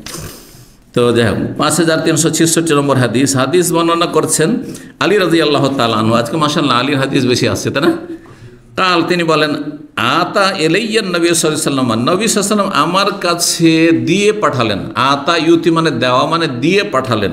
কি? হুল্লাতান সিরা, এক জোড়া রেশমি কাপড়, রেশমের কাপড় দিয়ে পাঠালেন। কাকে? জামাইকে। কাউকে দিয়ে পাঠা মানে কি? তাকে ব্যবহার করতে দেওয়া। এখন আমাকে নিয়ে এসে একটা কেউ যদি গোল্ড দিয়ে দেয়, তার মানে কি আমাকে ব্যবহার করতে হবে? তার মানে যার জন্য ব্যবহারযোগ্য তাকে দিতে হবে। হ্যাঁ, পরিবারের মেয়েদেরকে দিয়ে দেবো, বুঝছেন না? তো আলী রাদিয়াল্লাহু ভাবলেন যে নবী সাল্লাল্লাহু আলাইহি ওয়াসাল্লাম যখন এক জোড়া কাপড় দিলেন, জোড়া কাপড় মানে এহরামের কাপড়ের মতো, তখনকার যুগে এটা একটা পোশাক ছিল, ওপরে একটা চাদর আর নিচে একটা কেরালা বিনা সেলাই লুঙ্গি। কেরালা লুঙ্গি বুঝুন তো? বিনা সেলাই লুঙ্গি থাকে, দক্ষিণ ভারতের লুঙ্গি। তো হুল্লাতান সিরা, সিরা রেশমের কাপড়কে বলা হয়। তো রেশমের এক জোড়া কাপড় আমাকে দিলেন, রাসূল দিয়ে পাঠালেন। ফালাবিসতুহা, আমি ভাবলাম যে আমাকে দিয়েছেন, আমি পরে নিই। তো আলী রাদিয়াল্লাহু তাআলা আনহু পরে নিয়েছেন, নিজে পরিধান করে নিয়েছেন। ফারাইতুল গাযওয়া, তারপরে নবী সাল্লাল্লাহু আলাইহি ওয়াসাল্লাম দেখে রাগান্বিত হয়েছেন। বলছেন, আমি দেখতে পেলাম যে নবী সাল্লাল্লাহু আলাইহি ওয়াসাল্লাম চেহারা মোবারকে রাগের চিহ্ন স্পষ্ট হয়ে উঠেছে। ফারাইতুল গাযবা, রাগের অবস্থা দেখতে পেলাম। হি ওয়াজহি, নবী সাল্লাল্লাহু আলাইহি ওয়াসাল্লামের চেহারায়। তখন বুঝতে পারলাম যে আমি নাজায়েজ কাজ করে ফেলেছি, রেশম পুরুষদের জন্য হারাম কাজ, আমার জন্য জায়েজ নয়। ফাশাকাকতুহা বাইনা নিসাই, তখন আমি আমার পরিবারের যে মহিলারা ছিল বা মেয়েরা ছিল তাদের মাঝে সেটাকে কেটে বা ফেড়ে, সাক্কা শুক্ক মানে ফাড়া ফাড়া, সেটাকে কেটে বা ফেড়ে বিতরণ করে দিলাম। সে কাপড়টিকে, তাহলে বড় কাপড় ছিল, সেটাকে ছোট ছোট করে মেয়েদের মাঝে বিতরণ করে দিলাম। 12 নম্বর অধ্যায় বলছেন বাবু আউনিল মারাতে যাওজা ফি ওয়ালাদি। এই অধ্যায় হচ্ছে স্ত্রী তার স্বামীকে সাহায্য করবে ছেলে মেয়েদের ক্ষেত্রে, ছেলে মেয়ে প্রতিপালন ক্ষেত্রে, ছেলে মেয়ের প্রতিপালনের ক্ষেত্রে স্ত্রী কাকে সাহায্য করবে? স্বামীকে সাহায্য করবে। এই নয় যে তোমার ছেলে তুমি দেখাশোনা করো, না, বরং ছেলে মেয়েদের পরিচর্যা করতে হবে, এটি একটি দায়িত্ব। তাহলে এখান থেকে ইমাম বুখারী যেটা বলতে চাইছেন যে ছেলে মেয়েগুলো আসলে তো কার? আসলে তো বাবার। কিন্তু ছেলে মেয়ের পরিচর্যার ক্ষেত্রে কি করবে? সহযোগিতা করবে। যে আমি বাইরে সংসারের টাকা পয়সা ইনকাম উপার্জন করছি, রোজগার করছি, তুমি ঘরে ছেলে মেয়েগুলোর পরিচর্যা করবে বা প্রতিপালন করবে। 5367 নম্বর হাদিস, জাবের বিন আব্দুল্লাহ রাদিয়াল্লাহু তাআলা আনহু হতে বর্ণিত, তিনি বলেন হালাকা আবি, তিনি বলেন আমার আব্বা মারা গিয়েছেন, শহীদ হয়েছিলেন আসলে ওহুদের যুদ্ধে। জাবেরের বাবা আব্দুল্লাহ রাদিয়াল্লাহু তাআলা আনহু। তো আরবিতে মারা যাওয়াকে হালাকাও বলা হয়, কিন্তু আমাদের বাংলায় যদি হালাকা আবির মানে যদি হালাকা দিয়ে হালাকার অর্থ করতাম, হালাকা মানে কি? হালাক হওয়া, ধ্বংস হওয়া। আমার আব্বা ধ্বংস হয়েছেন, কত বেয়াদব! কত বেয়াদব জাবের যে আমার আব্বা হালাক হয়েছেন। দেখেন, এক এক ভাষার এক একটা প্রয়োগ আছে। আমাদের ভাষাতে হালাক শব্দটি খারাপ অর্থে ব্যবহার হয়, ধ্বংসের অর্থে ব্যবহার হয়, সেই জন্য সর্বনাশ, ধ্বংস। কিন্তু আরবিতে হালাকা মানে মাতা। ইউসুফ আলাইহিস সালাম সবার কোরআনে আছে। আপনি ভাবতেন না যে হয়তো জাবের ভাষা জানতো না নাকি? আল্লাহ স্বয়ং কোরআনে বলছেন, হাত্তা ইযা হালাকা কুলতুম লা ইয়াবাসাল্লাহু মিন বাদিহি রাসূলা। বুঝতে পেরেছেন? সূরা গাফির রয়েছে। ইউসুফ আলাইহিস সালাম যখন মারা গেলেন, হাত্তা ইযা হালাকা, তখন বনি ইসরাঈল বলল যে এত সুন্দর এত ভালো নবী আমাদের মাঝে ছিলেন, আর আল্লাহ নবী পাঠাবেন না, এই নবীর আমরা মূল্যায়ন করলাম না, আর নবী আল্লাহ পাঠাবেন না আমাদের কাছে। লা ইয়াবাসাল্লাহু মিন বাদিহি রাসূলা, হাত্তা ইযা হালাকা, হালাকা মানে মাতা। এখানে ইউসুফ আলাইহিস সালাম মারা গেলেন। জি, তো যাই হোক, চলেন বলছে আমার আব্বা মারা গেলেন, তাহলে বোঝা গেল শহীদ হইলেও, দেখেন শহীদের সার্টিফিকেট আল্লাহ দেবেন। যুদ্ধে জিহাদের ময়দানে নিহত হয়েছেন, আসল হচ্ছে নিহত হয়েছেন, সেটাকেও মারা যাওয়া বলা চলবে। ও তারাকা সাবা বানাত অতিসা বানাত, তিনি 7 মেয়ে বা 9 মেয়েকে ছেড়ে গেছিলেন, এক ছেলে মাত্র জাবের, আর তার বোন কয়জন ছিল? প্রসিদ্ধ রেওয়ায়ত হচ্ছে, হাদিস হচ্ছে 9 আর 7, এখানে সন্দেহ করেছে বর্ণনাকারী। ফাতাজাওয়াজতু ইমরাতান সাইয়্যিবান, যুবক ছেলে আব্বার ইন্তেকালের পরে বিয়ে করলেন একজন অকুমারী বিধবা মেয়েকে বিয়ে করলেন। ফাকাল রাসূলুল্লাহ সাল্লাল্লাহু আলাইহি ওয়াসাল্লাম জিজ্ঞেস করলেন, তাজাওয়াজতা ইয়া জাবের, জাবের বিয়ে করেছো? ফাকুল, আমি বললাম নাম, হ্যাঁ। ফাকাল আবিকরান আম সাইয়্যিবান, কুমারী নাকি বিধবা? কালা কুলতু বাল সাইয়্যিবান, আমি বিধবা বিয়ে করেছি ইয়া রাসূলুল্লাহ। অথচ যুবক মানুষ, হ্যাঁ একেবারে যুবক হয়েছেন মাত্র সদ্য। কালা ফাহাল্লা জারিয়াতান, তুমি কুমারী কেন বিয়ে করনি? তোলায় বহা তোলায় বোকা, সে তোমার সাথে আনন্দ ফুর্তি করতো আর তুমি তার সাথে আনন্দ ফুর্তি করতে। তোলায় বা, তুমি তার সাথে খেলাধুলা করতে আর সে তোমার সাথে খেলাধুলা করতে। বয়সের একটা যদি সামঞ্জস্য থাকে তো ওতে খেলাধুলা হয়, যে আপনার চাইতে একটু ছোটো তাহলে আদর করতে পারছেন, হ্যাঁ। কিন্তু যদি আপনার চাইতে বয়সে বেশি হয়, হ্যাঁ, তাহলে তার ওইভাবে পারবেন না আপনি, হ্যাঁ, আনন্দ ফুর্তি করতে বা খেলতে। নবী সাহেব এই কথাই বলেছেন, তুমি অল্প বয়সের ছেলে, এরকম একটা বিধবাকে কেন বিয়ে করলে তুমি? নাজায়েজ কিছু নয়, কিন্তু তোমার জন্য এটা ভালো হয়তো। পরামর্শ, অতজাহেকা, তুমি তাকে হাসাতে আর সে তোমাকে হাসাতো, কারণ বয়সের মিল থাকলে হাসাহাসিটা হয়, তাই না? আমাদের সাথে 20 বছর 25 বছরের বাচ্চা কি খেলাধুলা করবে? দেখলে লজ্জা পাবে, দূরে কেটে পড়বে। কিন্তু আমাদের বয়সের যখন চুলা, আমাদের সাথীর সঙ্গে এখনও যারা লেখাপড়া করেছে আমাদের সাথে, এখনও যদি মনে হচ্ছে যে ওই কালের লেখাপড়ার যুগে যেমন হাসি মজাক করেছে, এখনও চলবে, ওইরকম চলবে না? চলবে। আমার ইসলামিক সেন্টারে আমার 18 বছর বয়সের ক্লাসমেট আছে, কাশ্মীরি, সে 18 বছর 20 বছর বয়সের, সে আমার ক্লাসমেট, ওই বেনারসে 40 বছর আগের। আর তারপরে মদিনাতে সাথীর সঙ্গে এখনও তার সাথে রহস্য মজাক সব কিছুই চলে, অন্য কলিগদের সাথে চলে না। অন্য কলিগরা অনেক বয়সে কম, তারপরে চলে না। আর ওর বয়স হয়তো 60-এর কাছাকাছি, তারপরে চলে। কারণ ওই 18-20 বছর বয়স থেকে হাসি রসিকতা করে অভ্যাস আছে, বয়সের একটা সামঞ্জস্যতা আছে। জি, তো নবী সাল্লাল্লাহু তাই বললেন। ফাকুলতু লাহু, তখন আমি বললাম, ইন্না আব্দুল্লাহ হালাকা, আব্দুল্লাহ আমার আব্বা, তিনি মারা গেছেন। ও তারাকা বানাতেন, বেশ কয়েকটি মেয়ে রেখে গেছেন। ওয়াইন্নি কারে, তো আমি অপছন্দ করলাম, আন আজিয়া হন্না বেমিসলেন, তাদের মতো একজন কুমারী মেয়ে, অল্প বয়সী মেয়ে নিয়ে আসবো, সে সংসারের কাজ বুঝবে না, যেমন আমার বোনগুলো সংসারের কাজ করতে পারে না, আর তাকেও এরকম নিয়ে আসবো, তাহলে সংসার চলবে কি করে? জি। ফাতাজাওয়াজতু ইমরাতান তাকুম আলাইহিন্না, সুতরাং আমি এমন একটি বিধবা মেয়েকে বিয়ে করেছি যে আমার বোনগুলির রক্ষণাবেক্ষণ দেখাশোনা করবে, অতুসলেহন্না, তাদের পরিপাটি করে দেবে, তাদের ভুল হলে সংশোধন করে দেবে, তার শিক্ষা দীক্ষা দিবে। জি। কালা, তখন নবী সাল্লাল্লাহু আলাইহি ওয়াসাল্লাম খুশি হয়ে বলে, বারাকাল্লাহু লাকা, তোমার উদ্দেশ্য তো খুব সৎ, ভালো উদ্দেশ্য, বোনগুলো মানুষ করার উদ্দেশ্য স্ত্রীকে দিয়ে, এটা সাধারণত খুব কমই চায় মানুষ। আল্লাহ যেন তোমার বরকত দান করেন, অথবা বললেন খাইরান, আল্লাহ তোমাকে যেন কল্যাণ দান করেন। জি, এই দোয়া দেন নবী সাল্লাল্লাহু আলাইহি ওয়াসাল্লাম। তাহলে বোনকে মানুষ করার জন্য যদি বিধবা বিয়ে করেন, তাহলে আপনার যদি ছেলে মেয়ে থাকে তা আপনার স্ত্রী মানুষ করে দিবে না? বোন পরিচর্যা করছে, মানুষ করে দিচ্ছে কাকে? ননদদেরকে, এগুলো, তাই না? ছোট ছোট কচি কাচ্চা। তাহলে যেগুলো মেয়ে, ধরেন আপনার ছেলে মেয়ে আছে, সেই ছেলে মেয়েগুলো মানুষ করে দিতে হবে না? আপন ছেলে মেয়ে হইলেও সেই মহিলার, আপনার স্ত্রীর, অথবা যদি আগের অন্য স্ত্রীরও হয়, হ্যাঁ, সৎ মেয়ে হয়, সৎ ছেলে হয়, তবুও এই দায়িত্ব, হ্যাঁ, যে নাবালক ছেলে মেয়েরা রয়েছে, নাবালক নাবালিকা রয়েছে, তাদের পরিচর্যা করবে, তাদের দেখাশোনা করবে। জি। 13 নম্বর অধ্যায় হচ্ছে বাবু নাফাকাতিল মৌসির আলা আহলি। অধ্যায় হচ্ছে অভাবী লোকের ভরণ পোষণ নিজ পরিবারের ক্ষেত্রে। কোনো লোক যদি অভাবী হয়, তাহলে স্ত্রীর ভরণ পোষণের বিষয়টি কেমন করে করবে? যতটা আছে ততটা, চাদর যতটা লম্বা আছে ততটা পা লম্বা করবে। যদি পারে 3 বার খেতে দেবে, আর না পারলে 2 বার দেবে। হ্যাঁ, পারলে সে মাছ গোস্ত খাওয়াবে, ভালো খাবার খাওয়াবে, আর না হলে সবজি ভাত খাওয়াবে, ডাল ভাত খাওয়াবে। যেমন অবস্থা তেমন ব্যবস্থা, যেমন অবস্থা তেমন অবস্থা। এই ফরজ নয় তোমার ধার কর্জা ঋণ করে তোমাকে স্ত্রীকে খুশি করতে হবে, না, মোটেই না। যেমন ইনকাম সে অনুযায়ী হতে পারে, একজনেরই একই রকম ইনকাম না। এখন আলহামদুলিল্লাহ সৌদি আরবে আছেন, যথেষ্ট ইনকাম আছে, ভালো খাওয়াচ্ছেন দাওয়াচ্ছেন। আল্লাহ না করে এর বিপরীত যদি হয়ে যায় যে দেশে গিয়ে আর কোনো ইনকাম সোর্স নেই, অভাবের যুগ আবার চলে আসতে পারে নাকি? তাহলে আপনার স্ত্রী এই বলার অধিকার নেই যে এত ভালো খেয়ে আর এত উপরে উঠে গিয়ে এত নিচে নেমে থাকতে পারবো না, না এই অবস্থা এইভাবেই চালাবো, আল্লাহ যেভাবে যে অবস্থায় রাখেন সেই অবস্থায় চলতে হবে। জি 5368 নম্বর হাদিস বর্ণনা করেছেন আবু হুরায়রা রাদিয়াল্লাহু তাআলা আতান নবী সাল্লাল্লাহু আলাইহি ওয়াসাল্লাম রাজুলুন, নবী সাল্লাল্লাহু আলাইহি কাছে জনৈক ব্যক্তি আসলো একজন, এসে হালাকত আমি ধ্বংস হয়ে গেলাম। কালা ওয়ালেমা, কেন কি হয়েছে? কালা ওয়াকাত আলা আহলি ফি রমাদান, রমজান মাসের দিনে আমি আমার পরিবারের সাথে সহবাস করে নিয়েছি। ফি রমাদান মানে ফি নাহারে রমাদান, অন্যের আয়াতে রয়েছে, কারণ রমজানের রাত্রে সহবাস করলে তার কোনো দোষ নেই, ঠিক না? জি। কালা নবী সাল্লাল্লাহু আলাইহি বললেন যে তাহলে কাফারা দাও, ফাআতিক রাকাব, একটি গোলাম স্বাধীন করো। কালা লাইসা ইনদি, আমি এত করি আমার কাছে কোনো গোলামই নাই।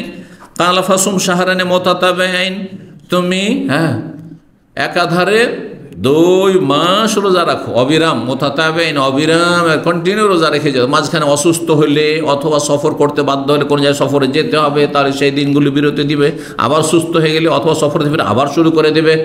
আর ইচ্ছা করে আচ্ছা রাখলাম দুটো, একটা দিন থামি, যদি করে আবার নতুন করে শুরু করতে হবে, আগেরগুলো ক্যান্সেল। বুঝতে পারছেন না? এ হচ্ছে কাফারা মোগাল্লাজা, শক্ত কাফারা। যদি রমজান মাসের দিনে রোজা অবস্থায় কেউ যদি সহবাস করে ফেলে তাহলে তার জন্য শক্ত কাফারা রয়েছে। কালালা আস্তাতি, এটাও করতে পারবো না, আমি 2 মাস পর পর রোজা রাখবো। অন্য রেওয়ায়েতে রয়েছে ইয়া রাসূলুল্লাহ, এই রোজার জন্য তো বিপদে পড়েছি, যুবক মানুষ, বিয়ে করেছি, সামলাইতে পারিনি, এই রোজার জন্য তো বিপদে পড়েছি, এক রোজাতেই বিপদে পড়েছি, তো আমি 60 রোজা রাখবো কি করে আমি? একটা না। কালা ফাতিম সিদ্দিনা মিসকিনান, তাহলে 60 মিসকিনকে খাবার খাও। কালা লা আজাদু, সেটাও নেই, খুব অভাবী গরিব মানুষ। কালা ফাউতিয়ান নবী সাল্লাল্লাহু আলাইহি ওয়াসাল্লাম, আর কি বলবেন, এই তিনটেই তো, আর তো কোনো কাফারা নেই।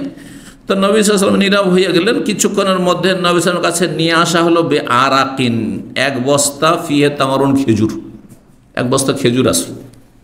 15 সা ছিল, 15 সা, আর এক সায় কত থাকে? আর এতে 3 কেজি, 3 কেজি ধরে নেয়, 3 কেজি হলে তার 3-15 কত হয়ে যাবে? 45 কেজির মতো। কালা ফাইনা সাইল, তখন বললেন এটা কিন্তু তার জন্য আসেনি, এসেছে বাইতুল মালের সাদাকা হোক অথবা অন্য কিছু হোক এসেছে। কালাইনা সাইল, এখন মাসলা জিজ্ঞাসাকারী ওই লোক কোথায়? কালাহা আনাজা, এই যে আমি আছি ইয়া রাসূলুল্লাহ। সে সাড়া দিয়েছে। কালা তাসাদ্দাক বিহাজা, যাও এটা সাদকা, পুরোটা ওকে বস্তা দিয়ে দিল খেজুরের, নবী সাল্লাল্লাহু আলাইহি ওয়াসাল্লাম দিয়ে দিলেন, না বলে যাও এটা সাদকা করে দাও।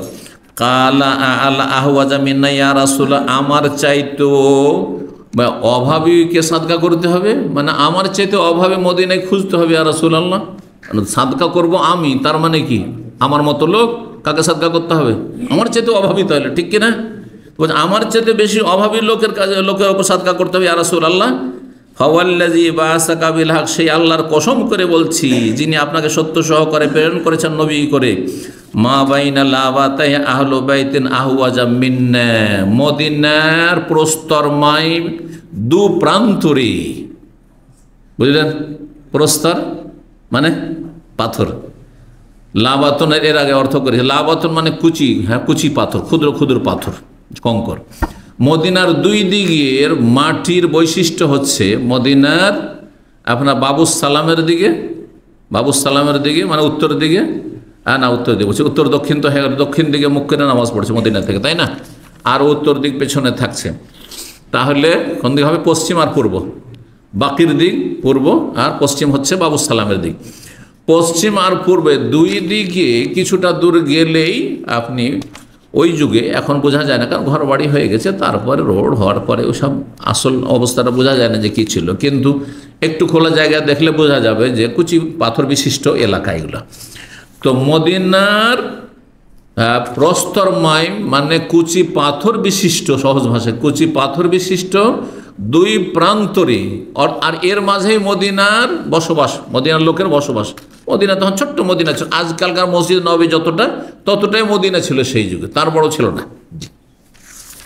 এর মাঝে বলছেন যে আহলু বাইতিন আহওয়াজ মিন্না, আমার চাইতে কোনো পরিবার বেশি অভাবী নেই, আমার পরিবারের চাইতে কোনো পরিবার এ মদিনায় 2 কুচি পাথর বিশিষ্ট এলাকার মাঝখানে বসবাসকারী কোনো গরিব নেই আমার চাইতে বেশি, মানে আমি সবচাইতে অভাবী গরিব মানুষ ইয়া রাসূলুল্লাহ। উদ্দেশ্য কি? ইয়া রাসূলুল্লাহ, আমার বাড়িতে তো নিজের খাবার নেই, আর আমার চাইতে গরিব লোকও নেই, তো দিব কাকে? কোন রকম যদি পারমিশনটা হয়ে যায় যে যাও এটি তুমি খাও গা, তোমার ছেলে মেয়েকে খাও, তাহলে তো কাজ হয়ে গেল, তাই না? জি, তো উদ্দেশ্য এটি ছিল। ফাজাহেকান নবী সাল্লাল্লাহু তার কথা শুনে হেসে দিলেন। হ্যাঁ, যেমন আপনারা হাসছেন, নবী সাল্লাল্লাহু আলাইহি তার কথা শুনে হেসে দিলেন। হাত্তা বাদাত আনিয়াবু, এমন হাসলেন নবী সাল্লাল্লাহু আলাইহি ওয়াসাল্লাম, অট্ট হাসি নয় কিন্তু জোরে হাসি ছিল, মধ্যম হাসি যেটা বলা দেখ, যে নবী সাল্লাল্লাহু আলাইহি ওয়াসাল্লামের চোয়ালের দাঁত পর্যন্ত বেরিয়ে আসলো। জি, যখন একটু জোরে হাসা হয় তখন দাঁত বেরিয়ে আসে। আনিয়াব কালা ফাআনতুম ইযান, তাহলে তোমরাই সেটা খেয়ে নাও। ফাআনতুম ইযান মানে তোমরাই খেয়ে নাও। অন্যের ফাআতআম আহলাকা, যাও এটা তোমার পরিবার, স্ত্রী ছেলে মেয়েকে খাওয়াও, নিয়ে গিয়ে যাও। তার নিজের ওপর নিজের সাদাকা বা নিজের কাফারা নিজে খেতে পারে, এইরকম নেহাত গরিব হলে, নেহাত গরিব শব্দটি আমাদের আঞ্চলিক ভাষা, বলেন না মানে অত্যন্ত গরিব, অত্যন্ত দরিদ্র যদিও, যে কোনো বিকল্প কিছু নাই, তাহলে নিজের কাফারা নিজে খাওয়া যেতে পারে, এইরকম পরিস্থিতি হইলে। কিন্তু আজকাল সাধারণত এরকম পরিস্থিতি নেই, আপনার কাফারাটা অন্য কাউকে দিয়ে, অন্য গরিবকে দিয়ে, আপনার মতো আপনার চাইতে গরিব, আর অন্যদের দান সাদকা খান, তাহলে এত গরিব হলে। 14 নম্বর অধ্যায় বাবন, এই অধ্যায় হচ্ছে ওয়ালাল ওয়ারিসে মিসল যালিক, বলছেন উত্তরাধিকারী ওয়ারেসের ওপর অনুরূপ দায়িত্ব রয়েছে। যেমন পরিবারের প্রধান যিনি, তার উপর দায়িত্ব রয়েছে, তার ওয়ারেস যে তার ছেলের সে দায়িত্ব রয়েছে। বাবার নেই, তাহলে দায়িত্ব কার? ছেলের। জি, বড় ভাই নেই, তাহলে দায়িত্ব কার? ছোট ভাইদের, আরও যেগুলো সাবালক আছে তার দায়িত্ব। সূরা বাকারা 233 নম্বর আয়াত। ওয়াহাল আলাল মারআতি মিনহু শাই, বলছেন তারপরে এই আয়াত নিয়ে আসার পরে যে স্ত্রীর ওপরও কি ভরণ পোষণের কোনো দায়িত্ব আছে? স্ত্রীর ওপর কি ভরণ পোষণের দায়িত্ব আছে? এটি। আর তারপরে ইমাম বুখারী রাহিমাহুল্লাহ বলতে চাইছেন না, স্ত্রীর ওপর কোনো ভরণ পোষণ সংসারের দায়িত্ব নেই, ছেলে মেয়ের খরচ খরচা একমাত্র দায়িত্ব কার? হ্যাঁ, পুরুষের। বাবার নেই, তাহলে হ্যাঁ দাদা নেই, তাহলে চাচার। হ্যাঁ, কথা বোঝা গেছে, তার বংশের লোকের। কিন্তু যদি সাবালক ছেলে থাকে, ছেলের যে ভাইদেরকে, ছোট ভাই ছোট বোনদের, তাদের দেখাশোনা করবে, এর আগে আলোচনা করেছে বিষয়গুলি। কিন্তু স্ত্রীর কোনো দায়িত্ব নেই। এটি হচ্ছে ইমাম বুখারী রাহিমাহুল্লাহর কথা, আর এটি হচ্ছে সমস্ত আইম্মায়ে কেরামদের মত। ইমাম সুফিয়ান সৌরির একটি বক্তব্য আছে, সেটা খণ্ডন করছে ইমাম বুখারী। তিনি বলছেন যে যদি স্ত্রীর কাছে পয়সা থাকে আর স্বামী না দেয় খরচ খরচা, বা স্বামী যদি গরিব হয়, তাহলে স্ত্রীর দায়িত্ব মানে স্ত্রীর উপর ফরজ। কিন্তু ইমাম বুখারী যেটা খণ্ডন করছে, স্ত্রীর উপর ফরজ নাই, সে খরচ করুক আর করবে, ছেলে মেয়ে করবে, সেটা ভিন্ন বিষয়, কিন্তু তার ফরজ দায়িত্ব নাই যে একজন মহিলাকে তার ছেলে মেয়ের ভরণ পোষণ দিতে হবে। কেন? আয়াত থেকে দলিল পেশ করছেন সূরা নাহলের আয়াত নম্বর 76, বলছেন ওয়াদারাবাল্লাহু মাসালান, আল্লাহ একটি দৃষ্টান্ত উপমা বর্ণনা করছেন, রাজুলাইনে দুইজন ব্যক্তি, আহাদুহুমা আবকা, দুইজনের একজন হচ্ছে বোবা, যে কথাই বলতে পারেন না, লা ইয়াকদিরু আলা শাই, কোনো কথা মানে নিজের বাক শক্তি নেই, কোনো কথা প্রকাশ করতে পারছেন, নিজের মনের ভাব প্রকাশ করতে পারছেন না। ওয়াহুয়া কাল্লুন আলা মাওলা, আর সে হচ্ছে তার মনিবের ওপর নির্ভরশীল। সে যেহেতু বোবা, নিজে কথা বলতে পারেন না, তাকে কেউ গাইড করলে, কিছু করলে তাহলে তার চলবে, আর না চলবে না, সে অসহায়। আর একজন হচ্ছে শক্তিশালী, সক্ষম, আর তার সিদ্ধান্ত রয়েছে, তার বাকশক্তি রয়েছে। দুইজনে কি সমান হইতে পারে? অর্থাৎ দেবদেবী যেসবের পূজা করছো, আল্লাহ কিন্তু তৌহিদের কথা এখানে বলেছে, যেসবের পূজা করছো দরগা দুর্গার, এগুলি আর আল্লাহ কি সমান হইতে পারে? সমান হইতে পারে। ঠিক ওই রকম একজন বোবা আর একজন বাকশক্তি সম্পন্ন, দুজনকে সমান হইতে পারে? হইতে পারে না। তো এখানে বলতে চাইছেন যে পুরুষ হচ্ছে শক্তিশালী, আর মহিলা হচ্ছে সেই বোবার মতো, লা ইয়াকদিরু আলা শাই, তার কোনো ক্ষমতা নেই। ইসলামে দায়িত্ব দেওয়া হয়নি যে মহিলা যাবে বেপরদা, মার ইজ্জত নষ্ট করবে, আর পরের বেগানা পুরুষ যারা অসৎ লোক তাদের শিকার হবে, আর সেখানে গিয়ে নির্যাতিত হয়ে কারো বাড়িতে কাজ করে সংসার করবে, সংসার চালাবে না, মোটেই না।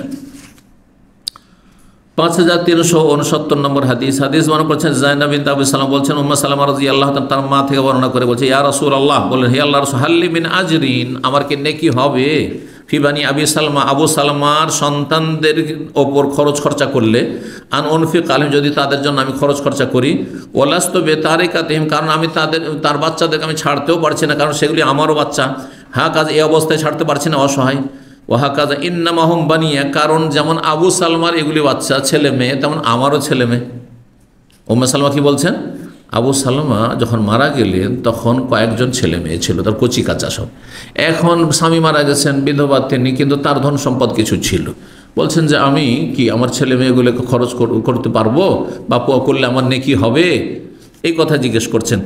ফরজ কি না নাকি সওয়াবের কাজ শুধু মুস্তাহাব, এটা হচ্ছে বিষয়। ফরজ নয় বরং মুস্তাহাব। যদি মা খরচ করে ছেলে মেয়েদের উপর, তো সেটি তার জন্য কি মুস্তাহাব কাজ, সওয়াবের কাজ, সাদাকার কাজ।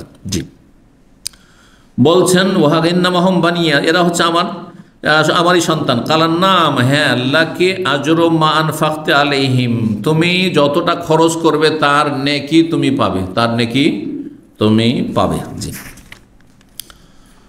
এই ছিল হাদিস। তো এই হাদিস ইমাম বুখারী রাহিমাহুল্লাহ যেটা বলতে চাইছেন সেটা হচ্ছে, এখানে নবী সাল্লাল্লাহু আলাইহি ওয়াসাল্লাম কি বললেন? যে তোমার কর্তব্য দায়িত্ব তুমি ছেলে মেয়ের জন্য খরচ করে, বললেন না তুমি নেকি পাবে বললেন? নেক, তাহলে বোঝা গেল কাজটি হচ্ছে মুস্তাহাব, নফল কাজ, ও ফরজ কাজ নয় যে মহিলা ভরণ পোষণের দায়িত্ব বহন করবে। 5370 নম্বর হাদিস, আয়েশা রাদিয়াল্লাহু তাআলা আনহা বর্ণনা করে বলেন, তাআলা হিন্দ বললেন, ইয়া রাসূলুল্লাহ ইন্না আবা সুফিয়ান রাজুলুন শাহীহুন, আবু সুফিয়ান হচ্ছে খুব কৃপণ মানুষ।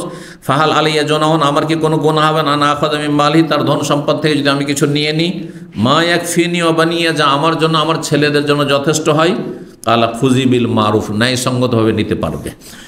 15 নম্বর অধ্যায় বলছে, বাবু কাউলিন নবী সাল্লাল্লাহু আলাইহি ওয়াসাল্লাম মান তারাকা কাল্লান আও দিয়ান ফাইলাইয়া। কোন ইমাম বুখারী রাহিমাহুল্লাহ বলছেন যে নবী সাল্লাল্লাহু আলাইহি ওয়াসাল্লামের বাণী এ দিয়ে অধ্যায় কায়েম করছেন। বলছেন মান তারাকা কাল্লান, কেউ যদি কোনো ঋণের বোঝা ছেড়ে যায়, ঋণের বোঝা, আও দিয়ান, অথবা অসহায় ছেলে মেয়েকে রেখে যায়, নাবালক ছেলে মেয়েকে রেখে গেছে যারা স্বাবলম্বী নয়, ফাইলাইয়া, তাহলে আমার দায়িত্ব তাদের ভরণ পোষণের। কি বুঝলেন? রাসূলুল্লাহ সাল্লাল্লাহু আলাইহি ওয়াসাল্লাম কোনো সাহাবীর কোনো উম্মতের কারো যদি ঋণ থাকতো তো কি বলতেন? যখন ধন সম্পদ বাইতুল মালে আসলো, যদি কেউ ঋণগ্রস্ত হয় তাহলে সেটা কি করব? আমি সেটা পরিশোধ করে দেব। তার আগ পর্যন্ত যখন অভাব ছিল, নবী সাল্লাল্লাহু আলাইহি ওয়াসাল্লামের কাছে ছিল না, তখন বলতেন যে ঋণ আছে নাকি, ঋণ পরিশোধের ব্যবস্থা করো, আর না হলে তোমরা জানাজা পড়ে নাও। কিন্তু যখন নবী সাল্লাল্লাহু আলাইহি ওয়াসাল্লামের কাছে ধন সম্পদ আসতে লাগলো, তখন ঋণ পরিশোধ করে দিতেন। আর যদি কোনো অসহায় নাবালক ছেলে মেয়ে কারো আছে আর তাদের ভরণ পোষণের ব্যবস্থা নেই, তো সেগুলির দায়িত্ব বহন করতেন রাসূলুল্লাহ সাল্লাল্লাহু আলাইহি ওয়াসাল্লাম। জি, রাহমাতুল আলামিন। 5371 নম্বর হাদিস বর্ণনা করেছেন আবু হুরায়রা রাদিয়াল্লাহু তাআলা আনহু বলেন, আন্না রাসূলুল্লাহ কানা ইউতাবির রাজুল মুতাওয়াফা আলাইহি দাইন, রাসূলুল্লাহর কাছে, রাসূলুল্লাহ সাল্লাল্লাহু আলাইহি ওয়াসাল্লামের কাছে এমন ব্যক্তির জানাজা, মৃতদেহ নিয়ে আসা হইতো যিনি মারা গিয়েছেন, আলাইহিদ দাইন, আর তার ওপর ঋণের বোঝা চেপে আছে, ঋণগ্রস্ত হয়ে আছে। ভাই আসসালাম জিজ্ঞেস করতেন, হাল তারাকা লিদাইনহি ফাজলান, তার ঋণ পরিশোধের জন্য অতিরিক্ত কোনো ধন সম্পদ আছে? অতিরিক্ত কেন বললেন? আগে ঋণ পরিশোধ না আগে কাফনের ব্যবস্থা? আগে কাফনের ব্যবস্থা। আগে কবরস্থান যদি না থাকে, আমাদের দেশে নয় কবরস্থান আছে, আমি ইউকে থেকে ঘুরে এলাম, সেখানে জিজ্ঞেস করলাম একটা কবর কিনতে হয়, আপনাদের অনুমান বলেন তো কত টাকা লাগতে পারে? একটা কবরের জায়গায় শুধু কিনতে হবে কবরস্থানে। জি, দেখি কারো নলেজ আছে কতটুকু? হ্যাঁ, 12-13 লাখ। আমি ওখানকার টাকাই বলি 3,000 থেকে 6-7,000 পর্যন্ত। 3,000 পাউন্ড থেকে নিয়ে 6-7,000। 3,000 পাউন্ড মানে এখানে 3-5 15,000 রিয়াল মিনিমাম এটা। আর যদি 6,000 হয় তাহলে এখানে 30,000 রিয়াল। বুঝতে পারছেন না? জি। আর কবরস্থানের পাশ দিয়ে যেহেতু গেলাম, তো ছেলে নিয়ে যাচ্ছিল গাড়িতে করে, যাবো এটা কবরস্থান। এর আগে ওখান দিয়ে ঘুরেছি অবশ্য, ম্যানচেস্টার কবরস্থান। তো এই হচ্ছে খরচ খরচা। আমেরিকার 7,000-8,000 ডলার লাগে। জি, এত সহজ নয়। তো আগে সেটা, তারপরে দাফনের ব্যবস্থা, তারপরে যদি থাকে ফাজলান অতিরিক্ত, তখন ঋণ পরিশোধ করবে। তারপরে যদি থাকে আর ওসিয়ত থাকে তার ওসিয়ত, তারপরে ভাগ বন্টন। আগে জমি জায়গা আর টাকা পয়সার ভাগ বন্টন নাই। জি, সেটা 4 নম্বরে। তো হাদিসটা শেষ করি, আর একটি হাদিস শুধু আছে তারপরে। বলছেন ফাইন হুদ্দেসা, যদি বলা হয়তো আন্নাহু তারাকা ওয়াফা আন, হ্যাঁ তার ঋণ পরিশোধের ব্যবস্থা আছে, বাবা কেউ দায়িত্ব নিচ্ছে, তাহলে সাল্লাহ জানাজা পড়তেন। ওয়াইল্লা, আর যদি বলা হয়তো না কিছুই নেই তার, আর কেউ ঋণ পরিশোধ করার জন্য কেউ নেই, কাল আলিল মুসলিমিন, তখন মুসলিমদের মানে সাহাবাই কেরামদের বলতেন, সাল্লু আলা সাহেব, তোমাদের সঙ্গীর জানাজা তোমরা পড়ে না, আমি পড়বো না। কিসের জন্য? শাসানির জন্য। শাসন করার জন্য, যাতে করে আগামী দিনে কেউ ঋণের বোঝা নিয়ে না থাকে। তাড়াতাড়ি ঋণ নামাও, নাহলে কখন মারা গেলে তোমার জানাজা পড়া হবে না, রাসূলুল্লাহ সাল্লাল্লাহু আলাইহি ওয়াসাল্লাম জানাজা পড়বেন না। এখান থেকে মাসলা ইস্তেমবাদ করা হয়েছে যে কোনো পাপী প্রকাশ্য পাপ করত, পাপ তো সবারই আছে, কিন্তু লুকায়িত থাকলে তো কোনো অসুবিধা নেই, হয়তো সে আল্লাহর সাথে বোঝাপড়া হয়ে যাবে তার, কিন্তু প্রকাশ্য মদখোর, হ্যাঁ, বেনামাজি, হ্যাঁ, আর প্রকাশ্যে জুয়া খেলে, আর তারপরে হারাম কাজে লিপ্ত, জেনা ব্যভিচারে লিপ্ত, বিভিন্ন যেসব পাপ কাবিরা গুনাহ রয়েছে, প্রকাশ্য যদি পাপ থাকে তাহলে সমাজের নেক মানুষরা জানাজা পড়বে না, ভালো মানুষরা জানাজা পড়বে না, সমাজের সাধারণ মানুষরা জানাজা পড়ে দিবে, আলেম ওলামা জানাজা পড়বে না, পরেশগার লোকেরা জানাজা পড়বে না, হ্যাঁ, গণ্যমান্য লোকেরা জানাজা পড়বে, তাতে করে আগামী দিনে এই বেনামাজিগুলো, আধা নামাজিগুলো সতর্ক সাবধান হয়, জি, যে আমাদেরও জানাজা হবে না এরকম, জি, এটাই করতে হবে। সাল্লু আলা সাহেব, তোমাদের সাথে জানাজা পড়ে না। ফালাম্মা ফাতাহাল্লাহু আলাইহিল ফুতুহা, যখন আল্লাহ রাব্বুল আলামিন তাকে বিভিন্ন দিক থেকে বিজয় দান করলেন আর অনেক ধন সম্পদ আসতে শুরু হলো, গনিমতের ফায়ের, কালা বলে আনা আওলা বিল মুমিনিনা মিন আনফুসিহিম, আমি মুমিনদের তাদের জীবন চাইতেও বেশি আমি নিকটবর্তী, মানে একজন মানুষ নিজের উপর যতটা মায়া করে তার চেয়ে বেশি আমি তাদের উপর মায়া মমতাকারী। ফামান্তু ফিয়া, সুতরাং কেউ যদি মারা যায়, মিনাল মুসলিম ফাতারাকা দাইনান, আর সে ঋণ ছেড়ে যায়, ঋণগ্রস্ত থাকে, ফা আলাইয়া কাযাউহু, তাহলে আমার দায়িত্ব হচ্ছে সেটা ঋণ পরিশোধ করে দেওয়া। অমান তারাকা মালান, আর কেউ যদি পক্ষান্তরে ধন সম্পদ থাকে তা আমি এক পয়সা নেব না, ফলে ওয়ারাসা, তাহলে সেটি হচ্ছে তার ওয়ারিসিন, উত্তরাধিকারীদের জন্য, ধন সম্পদ নেব না, কিন্তু অভাব যদি থাকে আর ঋণগ্রস্ত থাকে তো ঋণ পরিশোধ রাসূলুল্লাহ রাহমাতুল্লাহি আলাইহি করবেন। 16 নম্বর সর্বশেষ অধ্যায়, এর মাধ্যমে আমরা ভরণ পোষণকে শেষ করে দেবো ইনশাআল্লাহ। বাবুল মারাদে মিনাল মাওয়ালিয়াতে ওয়া গায়রিহিন্না, মাওয়ালিয়াতও পড়া যায়, মাওয়ালিয়াতও পড়া যায়, মিমে পেশ দিয়ে দাম্মা দিয়ে পড়া যায় আর ফাতা দিয়ে পড়া যায়। এই অধ্যায় হচ্ছে মুক্ত দাসী অথবা স্বাধীন যে কোনো রকমের নারী দুধ পান করাতে পারে বা দুধ পান করাতে পারেন বাচ্চাদের। দুধ মা নির্বাচনের ক্ষেত্রে জরুরি নয় যে স্বাধীন মহিলা হইতে হবে, সম্ভ্রান্ত পরিবারের মহিলা হইতে হবে, দুধমা হইতে হবে, হ্যাঁ, যে কোনো হইতে পারে, এমনকি দাসী হইতে পারে, হ্যাঁ, স্বাধীন দাসী, দাসীর নবী সাল্লাল্লাহু আলাইহি ওয়াসাল্লাম পান করেছেন, সুতরাং দাসী হলো কোনো অসুবিধা না। আজকাল তো দাসী নেই, কিন্তু ধরেন একটা গরিবের মেয়ে দুধ পান করাচ্ছে, আপনি অনেক ধনী মানুষ, আপনার ছেলেকে কোনো দোষের কথা নেই।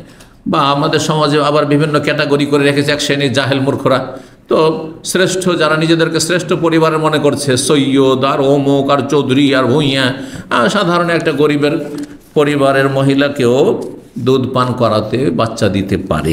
5372 নম্বর হাদিস বর্ণনা করেছেন যায়েনব বিনত আবি সালমা, তিনি বলেন, উম্মে হাবিবা বর্ণনা করেছেন নবী সাল্লাল্লাহু আলাইহি ওয়াসাল্লাম সহধর্মিণী, তিনি কুলতু ইয়া রাসূলুল্লাহ, উম্মে হাবিবা বলছেন, উম্মে হাবিবা কে? হ্যাঁ, রাসূলুল্লাহ সাল্লাল্লাহু আলাইহি ওয়াসাল্লামের সহধর্মিণী উম্মুল মুমিনিন। আর কার মেয়ে? আবু সুফিয়ানের মেয়ে, তার নাম ছিল রামলা বিনত আবি সুফিয়ান। তিনি বললেন, হে আল্লাহর রাসূল, ইনকা উখতি ইবনাত আবি সুফিয়ান, আবু সুফিয়ানের মেয়ে আমার বোন রয়েছে, তাকে আপনি বিয়ে করে নেন। প্রস্তাব দিলেন যে আমার বোনটাকে আপনি কি করেন? বিয়ে করে নেন। এই বোনের নাম ছিল আজ্জা, তার বোনের নাম ছিল আজ্জা, অন্য হাদিসে রয়েছে। কালা, তখন নবী সাল্লাল্লাহু আলাইহি ওয়াসাল্লাম বলেন, ওয়াতুহিব্বিনা যালিকা, এটা কি তুমি চাও, পছন্দ করো যে তোমার বোনকে আমি বিয়ে করি? তার মানে শালীকে। তো শালীকে বিয়ে করা জায়েজ? মাসলা জানা ছিল না আসলে কার? উম্মে হাবিবার মাসলা জানা ছিল না যে শালীকে বিয়ে করা জায়েজ নয় যতক্ষণ পর্যন্ত স্ত্রী আছে, স্ত্রী মারা গেছে, স্ত্রী তালাক হয়ে গেছে, ইদ্যত পান, তারপরে বিয়ে করা যায়। জি, আবার আমাদের সমাজে জাহেলরা ফতোয়া দেখি জানেন, স্ত্রী মারা গেলে শালীকে বিয়ে করতে পারবেন, আর তালাক দিলে বিয়ে করতে পারবেন না। এটা আবার কোথায় আছে? হ্যাঁ, যদি মেয়ের বাবা রাজি হয় আর মেয়েও রাজি হয় যে তালাক দিয়েছে আমার এক মেয়েকে বা আমার বোনকে তালাক দিয়েছে, আমি বিয়ে বসবো, তাহলে জায়েজ।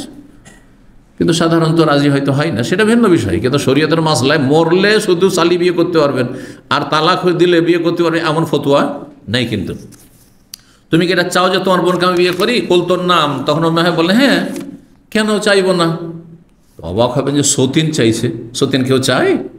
তো বলছেন, লাস্তুল্লাহ কাবে মুখলি, আমি তো একাকী না, আমার বোনকে না বিয়ে করেন আর কাকে বিয়ে করে বসবেন আপনি? আরও কয়টা বিয়ে করেছেন, সুতরাং আমি মনে করি যে পর না এসে আমার বোনটা আপনার স্ত্রী হোক, অসুবিধা কি? রাসূলুল্লাহ স্ত্রী, আমিও হইলাম, আমার বোনও হইল। জি, ওয়াহাব্বু মান শারাকানি ফিল খাইর উখতি, আর আমি পছন্দ করি যে আমার সাথে কল্যাণের শরীক হোক আমার বোন, অন্য কোনো সতীন পর সতীন না হয়ে ঘর আমার নিজের বোন সতীন হোক, আর এই কল্যাণে শরীক হোক, নবী সাল্লাল্লাহু আলাইহি ওয়াসাল্লামের স্ত্রী হয়ে হাসরের মাঠে জান্নাতে থাকবে। ফাকালা বলে ইন্না যালিকা লা ইয়াহিল্লু লি, এটা তো আমার জন্য হালালই নয়। দুই কারণে হালাল নয়। কয় কারণে? একটা তো বুঝলেন যে শালিকে বিয়ে করা যাবে না, ঠিক না, শালিকাকে বিয়ে করা যাবে না। দ্বিতীয় ফাকুলতু ইয়া রাসূলুল্লাহ, তখন আমি বলি হে আল্লাহর রাসূল, ফাওয়াল্লাহি, আল্লাহর কসম করে বলি, ইন্না নাতাহাদ্দাসু আন্নাকা তুরিদু আন তানকা দুররাতা বিনত আবি সালমা, আমি শুনেছি বা গল্প হচ্ছে সমাজে যে আপনি নাকি আবু সালমার মেয়ে দুররাকে বিয়ে করতে চাইছেন, আর উম্মে সালমা আপনার স্ত্রী, তো ওর মা আপনার বিবাহ বন্ধনে আছে, আর তার মেয়েকে মানে অন্য স্বামীর আবু সালমার মেয়ে সে উম্মে সালমা, আবু সালমা মারা যাওয়ার পরে উম্মে সালমাকে নবী বিয়ে করেছিলেন, তো বিয়ে করে আছেন উম্মে সালমা, আর উম্মে সালমা মেয়ে দুররা সাবালিকা হয়েছে। শুনছি নাকি যে আপনি দুররাকে উম্মে সালমার মেয়েকে বিয়ে করেছেন, তো উম্মে সালমার মেয়ে যদি বিয়ে করতে পারেন তো আমার বোন বিয়ে করতে অসুবিধা কি? একজন হচ্ছে সতীনের মেয়ে আর একজন হচ্ছে সতীনের বোন, কোনটা কাছের? সতীনের মেয়েটা কাছের হয়ে যাচ্ছে, তাই না? তো সতীনের মেয়েকে যখন বিয়ে করছেন নাকি শুনছি, তো সতীনের বোনকে বিয়ে করতে অসুবিধাটা কি? জি। তখন নবী সাল্লাল্লাহু আলাইহি ওয়াসাল্লাম বললেন ইবনাত উম্মে সালাম, উম্মে সালামের মেয়ের কথা বলছো তুমি? ফাকুল, তোর নামে বললাম হ্যাঁ। উম্মে হয়ে বললেন হ্যাঁ আমরা শুনছি যে আপনি নাকি উম্মে সালামের মেয়ে দুররাকে বিয়ে করছেন। কালা ফাওয়াল্লাহি, নবী বললেন আল্লাহর কসম করেছে, লাউলা তাকুন রাবিবাতি ফি হাজরি মাহাল্লাতলি, সে যদি আমার কোলে পালিত না হইতো, মানে আমার বাড়িতে তার মাকে আমি বিয়ে করেছি আর সে পালিত আমার মেয়ে, এটা যদি না হইতো তারপরেও হালাল হইতো না, তারপরেও হয়তো কি হালাল হইতো না। এক তো তাহলে তিনটি কারণ এখানে হয়ে যায়, এক তো সালি, ঠিক না, আর একটি হচ্ছে কি রাবিবা ফি হাজরি, তার মাকে বিয়ে করেছেন। কোনো মহিলাকে যদি বিয়ে করেন তার মেয়েকে বিয়ে করা যাবে আগের স্বামীর? হ্যাঁ, কখন বিয়ে করা যাবে না? যখন ওই মহিলার সাথে, যে মহিলার মেয়ে আছে তার সাথে সহবাস হয়ে, যদি সহবাস না শুধু কবুল হয়ে থাকে, বিয়েটা হয়েছে বিবাহ বন্ধন, আর তার সাথে দেখা সাক্ষাৎ হয়নি, তাহলে জায়েজ আছে, আল্লাহ করেন বলেছেন। তো এইখানে উম্মে সালমার সাথে সংসার করছেন নবী সাল্লাল্লাহু আলাইহি ওয়াসাল্লাম, তাহলে তো রবিবা, সে একে রবিবা বলা হয়েছে কোরআন ভাষা, মানে পালিতা মেয়ে। তো পালিতা মেয়ে যদি সে নাও হয়তো তারপরও সে হালাল হইতো না। কি কারণে? ইন্নাহা ইবনাতু আখি মিনার রাজা, কারণ সে হচ্ছে আমার ভাতিজি। কোন ভাতিজি? মিনার রাজা, দুধ ভাতিজি, সে হচ্ছে আমার দুধ ভাতিজি। তো আর একটা কারণ হয়ে গেল হারাম হওয়ার, কি? তো দুধ ভাতিজি। এক তো রাবিবা পালিতা মেয়ে, তার মাকে আমি বিয়ে করেছি। দুই নম্বর হচ্ছে সে দুধ ভাতিজি। আর জাতনি আবা সালমা সোয়াইবা, কেন কিভাবে দুধ ভাতিজি হচ্ছে? আমাকে আর আবু সালমা, তার ওই মেয়ের বাপকে, দুর্রার বাপকে সোয়াইবা নামক দাসী দুধ পান করিয়েছে।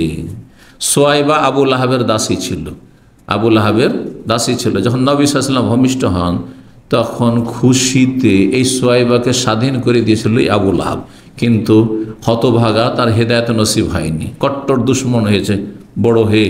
নবী সাল্লাল্লাহু আলাইহি ওয়াসাল্লাম যখন নবী হইলেন, রাসূল 40 বছর, তখন কট্টর দুশ্মন হয়ে গেল। সুবহানাল্লাহ, অবস্থার পরিবর্তন। ফালা তারিজান আলাইয়া বানাতিকুন্না ওয়ালা আখাওয়াতিকুন্না, সুতরাং তোমরা তোমাদের মেয়েদেরকে আর বোনদেরকে আমার সামনে পেশ করিও না। অর্থাৎ তুমি তোমার বোন পেশ করছো, আর দুররা হচ্ছে আমার স্ত্রী উম্মে সালমার মেয়ে। তো কেউ মেয়ে পেশ করছো, কেউ বোন পেশ করছে, এমন কাজ করিও না, হারাম। সোয়াইব বলছেন জোহরি থেকে, ওরওয়া থেকে, সোয়াইবা আতাকা আবু লাহাব, সোয়াইবা নামক দাসীকে স্বাধীন করেছিল আবু লাহাব। জি, এখানে আজকের আলোচনা শেষ করছি। জাযাকুমুল্লাহ খাইর। এর মাধ্যমে আমরা অধ্যায়টি শেষ করলাম, এই জন্য একটু লম্বা হইল। আল্লাহ রব্বুল যেন কবুল করেন, নেক আমলের তৌফিক দান করেন। আল্লাহ আপনাদের রুজিতে, হায়াতে, সব কিছুতে যেন বরকত দান করেন। সমস্ত বালা মুসিবত থেকে আল্লাহ যেন হেফাজতে রাখেন। জাযাকুমুল্লাহ খাইরান। সাল্লাল্লাহু আলাইহি ওয়া সাল্লাম মুহাম্মদ ওয়া আলা আলিহি ওয়া সাহবিহি আজমাইন।